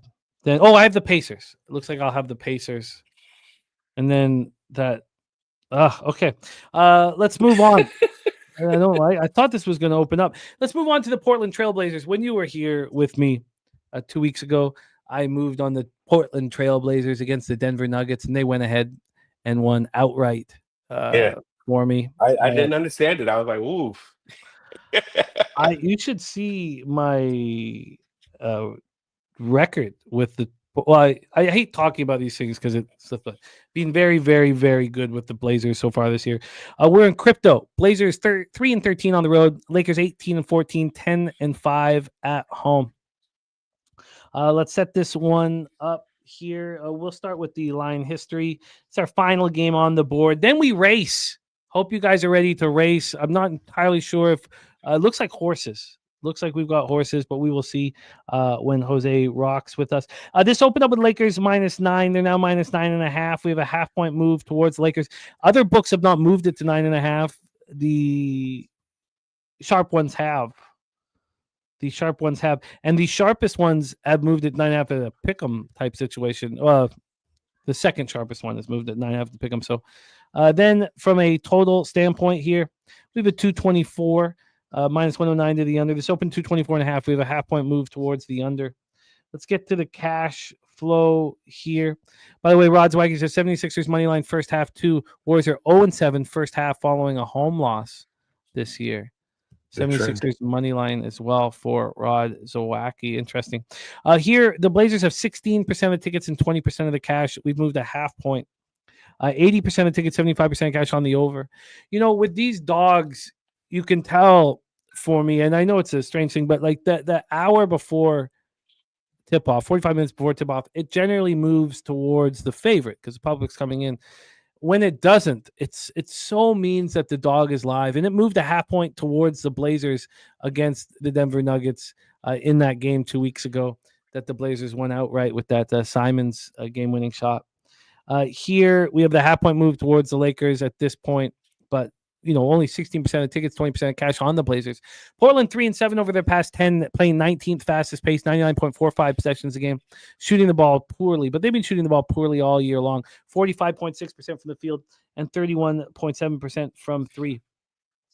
We have this very strange game that they're coming off of. It was a horrible game on Monday night, losing to the Sixers at home. And Dennis Abdia was starting in place of Jeremy Grant, had 10 turnovers in that basketball game.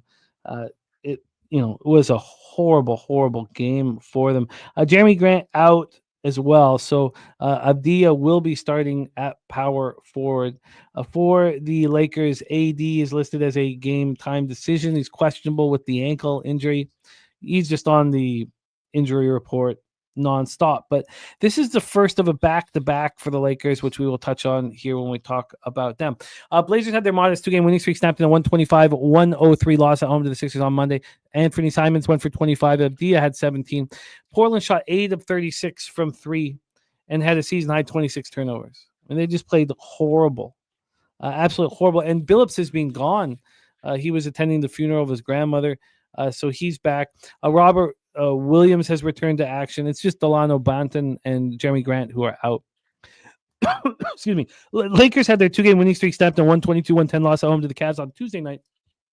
It's their first game since D'Angelo Russell was traded away, and Reeves went off. 35 points, 10 assists, and 9 boards. AD goes for 28 and 13. LeBron goes for 23. And Dorian Finney-Smith made his Lakers debut. 20 minutes, just 2 points, 2 boards, 2 assists. Take it away for us here, Darryl. Blazers, Lakers. I'll just make it simple, man. And I tell me this now because I'll tell you if I'll play it. Do you think, has anybody heard any news about AD being in shoot around? Not yet. I mean, I was hoping that we would get that. Is it a little too early still? Because shoot around can be about noon. Yeah, it's. I mean, they're showing up for shooting around right now, so we'll get that information here any minute. Okay, so if Anthony Davis is at shoot around, then this line goes what? To maybe 10.5? Yeah, 11? It's too bad that Jeremy Grant's not going to be out there, but yeah. And then the reason why I'm asking these questions is because I want to see if I can manipulate the line. If we're thinking that Anthony Davis isn't going to play, do you think this goes back to 9, 8.5? Yeah, definitely. But I think it definitely does. Okay, so if we think he's not going to play, we can probably get this at 8.5 and then bet it at 9.5. Because what I'm getting at is I do believe this is a damn blowout. I mean, my analysis on this is very, very, very, very simple. If you're ready for this, I don't know if you're ready for it, Oh, but if you are, just let me know. You ready for it? very much so. Okay, very much. just the play here, and I'll step on it now. The play is give me the Lakers minus. I don't give a fucking shit what the spread is. You ready for this? Here's my analysis. I don't give a fucking shit. I don't give a fucking shit. So yeah, I don't give a fuck. I don't give a fuck. I don't give a fucking shit. I don't give a fucking shit what the spread is.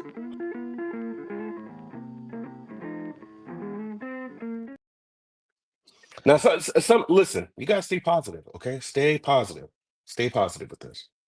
The Lakers actually played. If you watch that game against Cleveland, they played a pretty decent game. Right now, Cleveland is just on another level, man. And at one point, I was like, "Get Austin Reeves off the fucking court." And then the next thing, he's just balling out. I'm like, "Never mind. Nope, keep him on the court." Right? He just balled out. The Cavs were just making threes. It just seemed like they couldn't miss from the three, especially in the second half, especially with Donovan Mitchell. Man, I was like, okay, this dude is looking like the little Chef Curry out here. I just believe that in spite of how well the Cavs were shooting against the Lakers still put up a really, really good fight. To the point where that game got close. I think they got it down to like 2 points. They would get close, and then the Cavs would just take off and just separate again. And the Lakers would fight back. So this whole ebb and flow that was happening with the game. But the Lakers played a good game, in my opinion. The score of that game does not really tell the full tale of how well the Lakers played against them. It just really got out of hand at the end. But honestly, man, 122 to 110. That 12 points, it really doesn't say how well the Lakers really played against the Cavs. And on top of that, they had to fight back a lot. They were down. I want to say in the first half, like before that half had closed, they were down by like 15 points, man, and the Lakers were able to fight back. Cavs are just on a different level right now. They're absolutely on a different level right now. Now, shout out to my boy Ski, because I had seen it, didn't say anything, but Ski was really the one to kind of recognize this. And I guess there might be feds here, but there is a guy on the Lakers that is just balling right now because D'Lo is gone. And if you know who he is, then you know the play to make. And so you make that play. But absolutely right now, I do believe the Lakers are going to absolutely smash Portland. This is going to be a game that they should get up for. 98 to 107 was the last game. If you look at that spread in that game, I'm looking now, that was 10.5. It opened at 7.5, and then it opened at 10.5, and the line actually went down to 7.5. So they covered that spread by the hook, or by 9 points, by a point. This one here, I do believe you see bounce back from the Lakers. I also think it is kind of hard to incorporate players in their first game. They've got to get acclimated to the system and how it works. And so I do believe you see a better play out of DFS as well, out of what do they call him? Dodo. Dorian Finney-Smith. I do believe you see better play out of him. And maybe better play out of Shake. Shake did come in, and I think his first shot was a 3-point that he did make. But I do believe you see better play out of Dorian Finney-Smith tonight. And then you see absolutely great play out of Austin Reeves now that, there's no D'Lo there. And he's really, really taken advantage of D'Lo not being there any longer. So all in all, when you have an opponent in the Trailblazers, who to me is another dumpster fire of a team, this is a game that they should be able to easily blow them out, cover them by double digits. So I do like the Lakers, and I'm basing this, I don't give a fucking shit what the spread is picked, based on how well that I, in my opinion, think the Lakers played against the Cavs. So I do like the Lakers, that 9.5. This could be easily a double-digit blowout. We can get you that -9 and -108.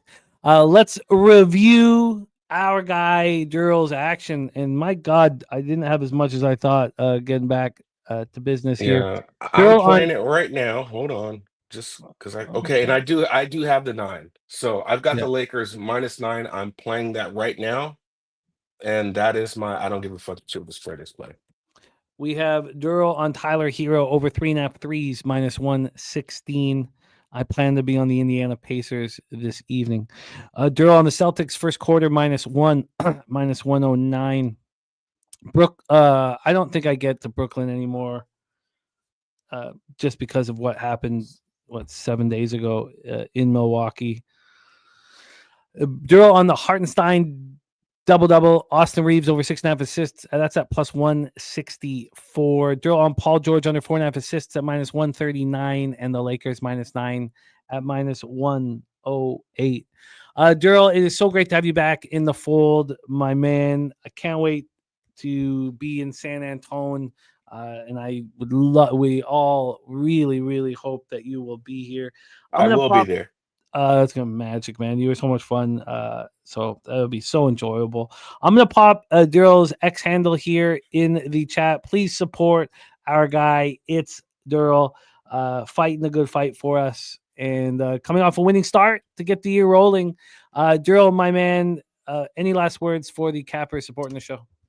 Let's bring in this new year, man. Let's have a great 2025, man. And I just pray and hope that everybody has a prosperous and wonderful 2025, man. That everything that you guys have been wanting to get and achieve, that you're there, man. So I will see you next Thursday, Jimmy. I appreciate you, brother. Good time as always. Oh, I love it. There he is, Darryl Rice. Tomorrow for NBA, we not only have Wine Time Sports, but LJ from H-Town will be joining us. So we'll have a doubleheader in NBA. LJ from H-Town making his season debut with us. Darryl getting a lot of love in the chat, richly deserved for our guy, Darryl. Also, the taint play of the day came in, and it is Portland first half. Portland first half. I copied and pasted it somewhere here. It's not Portland State, right? Let me just look at this one last time. Portland first half is the taint play of the day. First half plus 20.5. And shout out to our guy, Matty Ice.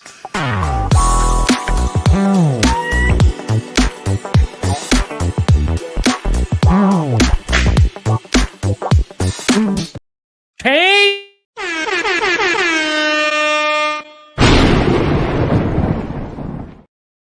Snips, my friend. Happy New Year to you. It's a little different now that you look like just a regular citizen.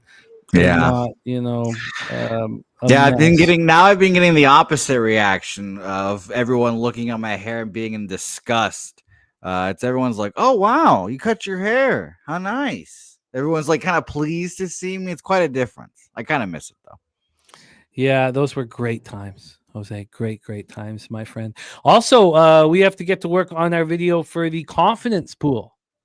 Season 2 of our annual confidence pool. So we'll handle that here in the next 24 hours or so. We have to review all action here in the chat. I wonder, am I going to be beating myself up for not moving on Longwood? No, I'm not. 16-11 Presbyterian.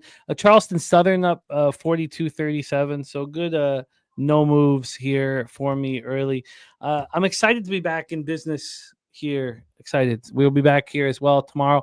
And then Tuesdays and Wednesdays will be opening up for me here in a little bit, not too long from now. I'm looking forward to that as well. Jose, my friend, how was your holidays?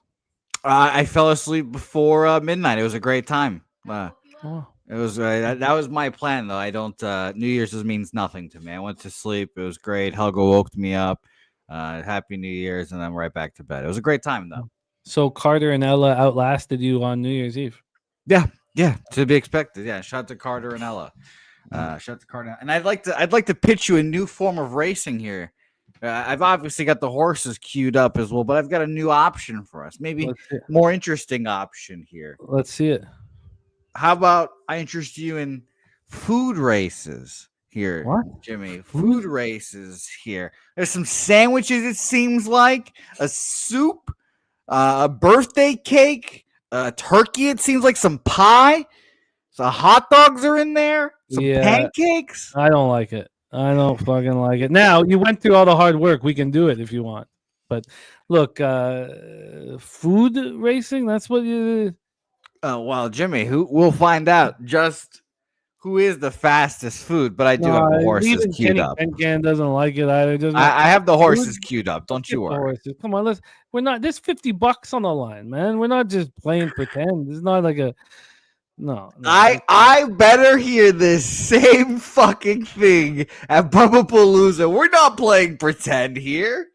I better hear it when we're racing the horses at fucking Bubba Palooza. I promise this year we'll do it. I was that is the same thing you said. We're not playing pretend. Why would we run fake horses? We're not playing pretend. We had a lot of money on the line last year, man. I mean, it's hard, but no, we'll do it this year. I promise we'll do it. Okay, everybody pumped up to see the horses back. Look, I applaud your ingenuity. You're trying to bring new flavor to the show. I applaud that. But sure, you want to race fucking food? I mean, all right. Nats Nate wants to race dogs. We'll do that another time here, Nats Nate. But let's get the ponies. And shout out to Santa Anita. That was a great day we just all had at the track. Very, very. Yeah, I heard a horse got his balls cut off. Well, not during the race. Oh, I would have been more interesting. Fair enough. Now, Jose, how many gold members do we have at Pub Sports Radio, whom we thank dearly for supporting 81 us? gold members here. A famous 81 wide receiver. Is that Randy Moss at 81? The Patriots, I think. I don't know. Why do I think he was? I don't know. Is either that or 88? I don't know. I thought he was 88. Yeah, I thought he was 88. But 81. We thank you, gold members, enormously for supporting us here at Pub Sports Radio. And this is our first $50 race of the 2025 year. 84. There's Big Ragoo in the house. Oh, nice to see Big Ragoo. Ragoo in the house, our man, Big Ragoo. It is great to see you. King Al says, Jimmy, can you tell me where the money is on the over-under in the first football game? Yes. Why don't we give that to our guy King Al, and then we'll get into hardcore racing here. The money on the total in Notre Dame, Georgia, 75% of tickets, 79% of the cash on the over, and it is climbing. All right, Jose, let's race. By the way, I'm on Northwestern. So shout out to the Northwestern plus 4.5 there as well for people that care. I bet that obviously purely market. So you guys. Well, yeah, I mean that was what I was going to do, but you're also going right up against Anno in that one. Jimmy, I'm not gonna lie, I wanted to go up against you in the hockey game. Carolina and Florida, another pure market spot. And who are you on? I want to be on Carolina because all, like you said, all the money on Florida. We never looked at the cash.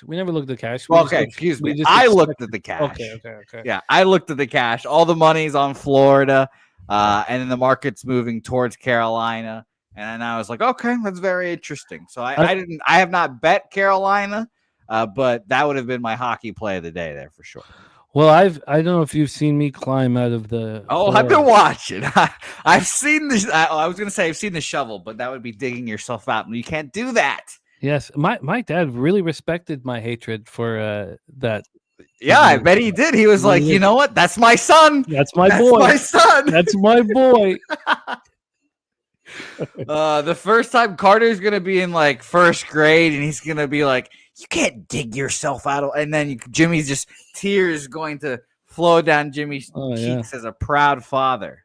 Absolutely. It's time to race. $50 on the line, which is about 68 Canadian for you Canadian horses out there.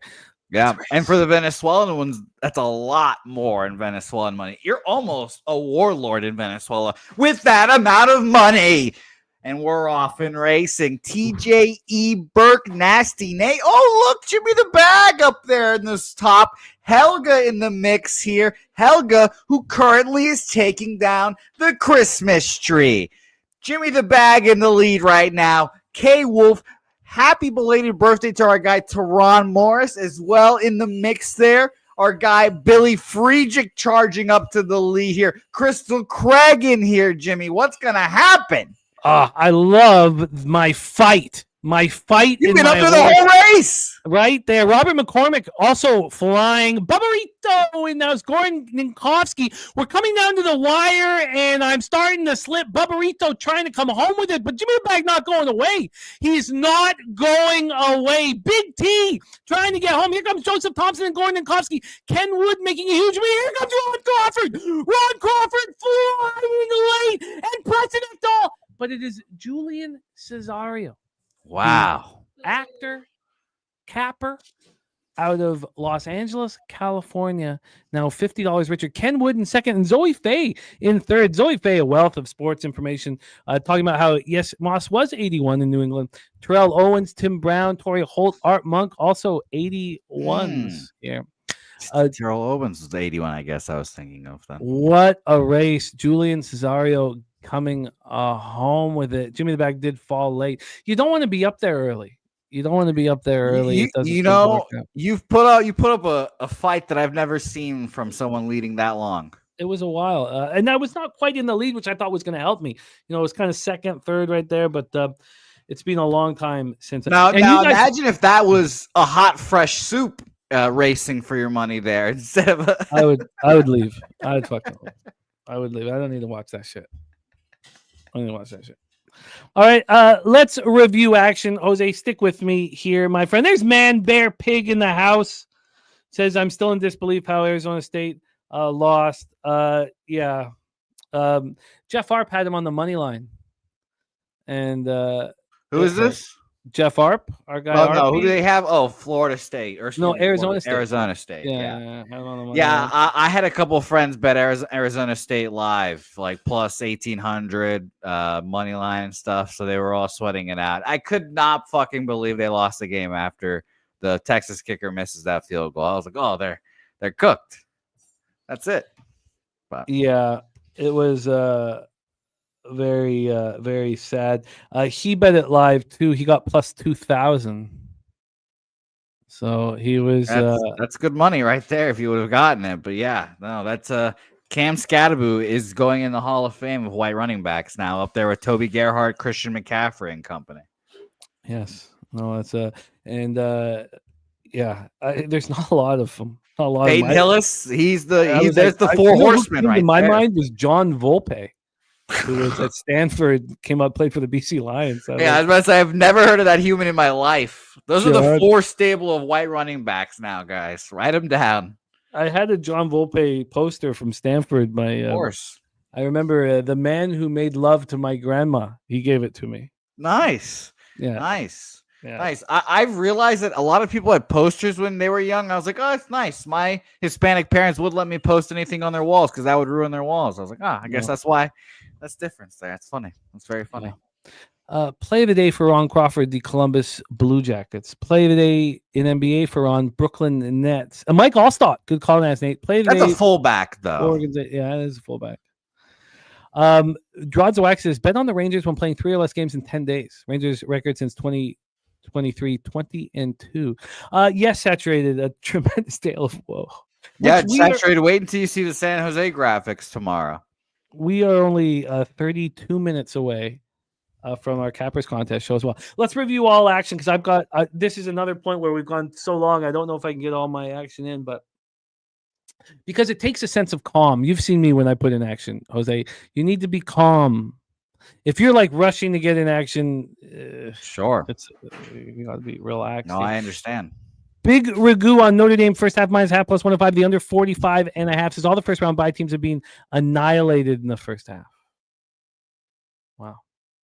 And Big Ragu saying John Riggins is another one. Is that the guy from Sunday Night Lights? Whatever the fuck that movie's called, Friday Night Lights. There we go. I don't know. Oh boy, never mind. Yeah, I forgot you're not a fiction guy. No.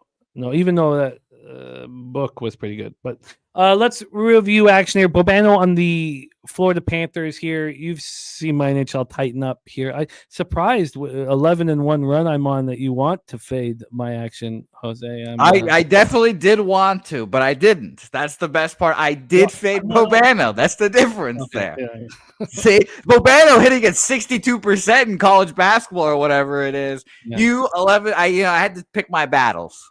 Sure. No, that's fair. We have Bobano on the Bruins minus 102. I do believe it's not the proper risk reward, even though the Rangers are terrible. Over 5.5, Bobano's on as well. I was going to be on the Minnesota Wild, but Marc-Andre Fleury, I can't do it. Cannot do it. Bobano on the draw, plus 320. Bobano on the first period, over 1.5 and the over 6 in Detroit. Columbus, Skunt Blaster play today. The Blue Jackets money line. I will be on the New York Islanders. I will be betting that here shortly. Bobano on the over 5.5 and the draw, plus 322. I will be on the Stars, minus 1. I'm close to the Jets. Don't know if I get there. Bobano on the Avs, team total over 3.5. I will be on the Utah Hockey Club, Vegas minus 1. And I'm not sure what to do with the over 6.5 now in Philly, Vegas, because a colleague of Justin's who is very strong is on the under. So I'll need to take a little bit more time on that one. In the Kraken, it isn't probably perfect because the Canucks are such a mess, though, right now. I still might get there. Lightning puck line. So it looks like I have a lot of NHL action. Bobano on the first period over 1.5 and the full game over 6.5 there. And there's Justin talking about that under 6.5 that he's on. Kong's Clips. Riley, 1 touchdown, one or more, at least 1 touchdown and 70 plus rushing. So that is plus 350 for Kong's Clips. Did you have a side in that game? Sorry? Did you have a side in that game, or I can't remember? No, I've not moved on it. No, I've not moved on it. No, I've been very sluggish in college football of late, but I look forward to get back to business here. Dabby Cab on Georgia in college football. He's on Memphis minus 3, close to taking Illinois first half plus 3 as well. Jay Go on the Thunder minus 9.5. Heat Pacers under 224.5. Warriors money line. Blue Jackets money line. Avalanche minus 1.5. Kraken money line and Lightning minus 1.5. And for Rod Zawacki, Rangers are the 10-star play of the day. Ken Davies has best value tonight. Ole Miss's pre-scoring touchdown at plus 270. Nufflush Allen says Riley Leonard over 47.5 rush yards at minus 106. We heard Kong's Clips took the plus 350 for 70 plus. Nufflush on the over 47.5 minus 106. Then Bobano on the Ole Miss team total over 34.5. I expect to be on the Duke first half team total under, but it's going to take a little bit more time here because I only have 28 minutes here. I'm not. The ones that I need to study a little more, I'm not sure if I'll get to. Stacks play today, number 1, Pacers plus 2. I'm going to roll with the Pacers with them, but I'm going to take the money line. Stacks play today, number 2, Florida Atlantic at plus 3.5. Bobano on the over 152 in Gardner, Charleston, Southern. That was a bad first half for him. Has anything changed in the second? No, that's not. No, maybe you can get to overtime there. He's on the over 142.5 in Longwood in the Hose. Live totals 146.5, so that's looking good there. And staying off Longwood now might be a mistake as they're up 26-22. Then App State plus 3 for Bobano. I'm going to be on Memphis. He's on the over 161.5 in Memphis. Florida Atlantic. He's on Penn State minus 4.5. He's on Minnesota plus 6 minus 118. I'm going to be on Minnesota too. I'm going to be on Indiana as well. And he's on Washington plus 6.5. I'm going to join him on that one. I expect to. I got to go over Morgan's notes a little bit. Morgan, by the way, is on Charleston Southern money line. That looks great. He's on FIU plus 3.5, Milwaukee money line, Cal Poly, UMC, UMKC, Kansas City, and New Mexico State money line. UTEP minus 2.5 here. And then we just broke down all of NBA. So you guys have heard our looks on NBA. That is our show for today, and it is time to see if Nunya can come home with it, Jose. Yeah. Shout out to Nunya. We better see you at Palooza here as well. If Nunya wins, I have a drop for him that he sent me he wanted. So Nunya come home with it, and then I'll upload it, and it'll be there for the annals of history. So hopefully it goes well for you, Nunya, and hopefully we see you at Palooza. Shout out to all the cappers joining us. Nunya, Zoe, Action, Saturated, Perky, Rod Zawacki, Zoe Faye, Kent Davies, Justin McKelvey, Sancho, Rez Mob, Kent Davies, Big Ragu, Nasty Nate. There's Nunya in the house. Respect. Shout out to you, Nunya. Great group. Rod Zawacki, Man, Bear, Pig. Yeah, 4th and 13, man. Robert McCormick. Thank you guys for rocking with us. G. Martinez, Voodoo, King Al. Thank you all for being a part of the show. Textiles, Billy Friedrich, Kenny Can, a young native Tino, Da Juice. Thank you guys. Ricky Bobby in the house, Jermaine. Thank you all so much for being a part of the show. we can't do it without you. So thank you so much for your support. That's our show for today. We're back in action tomorrow, but we have the Cappers Contest show popping off in 25 short minutes. So we will see you then. And our Thursday nights live streams are over. Watch me succeed on Fridays at a higher level than I have been.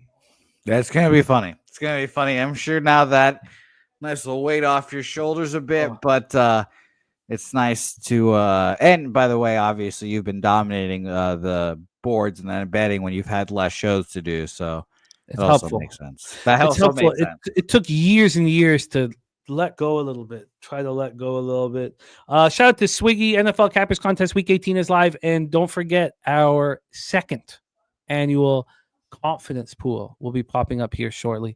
Thank you, Jose, my man. Happy New Year to you and your family. Happy New Year to Helga. Can you please bless our action and lead us into the future? Yep. Join us in 30-some minutes here for the Cappers Contest show. Lines are live, and it is the last, well, I guess next week is the last Cappers Contest show as we wrap up the Cappers Contest. But good luck to everyone. Nunya, I wish you luck as well. Jimmy, good luck. Except in that one game, maybe I might be rooting for the Carolina Panthers, but it's fine. It's fine. Get home. Come home with it. Leche a los bookmakers.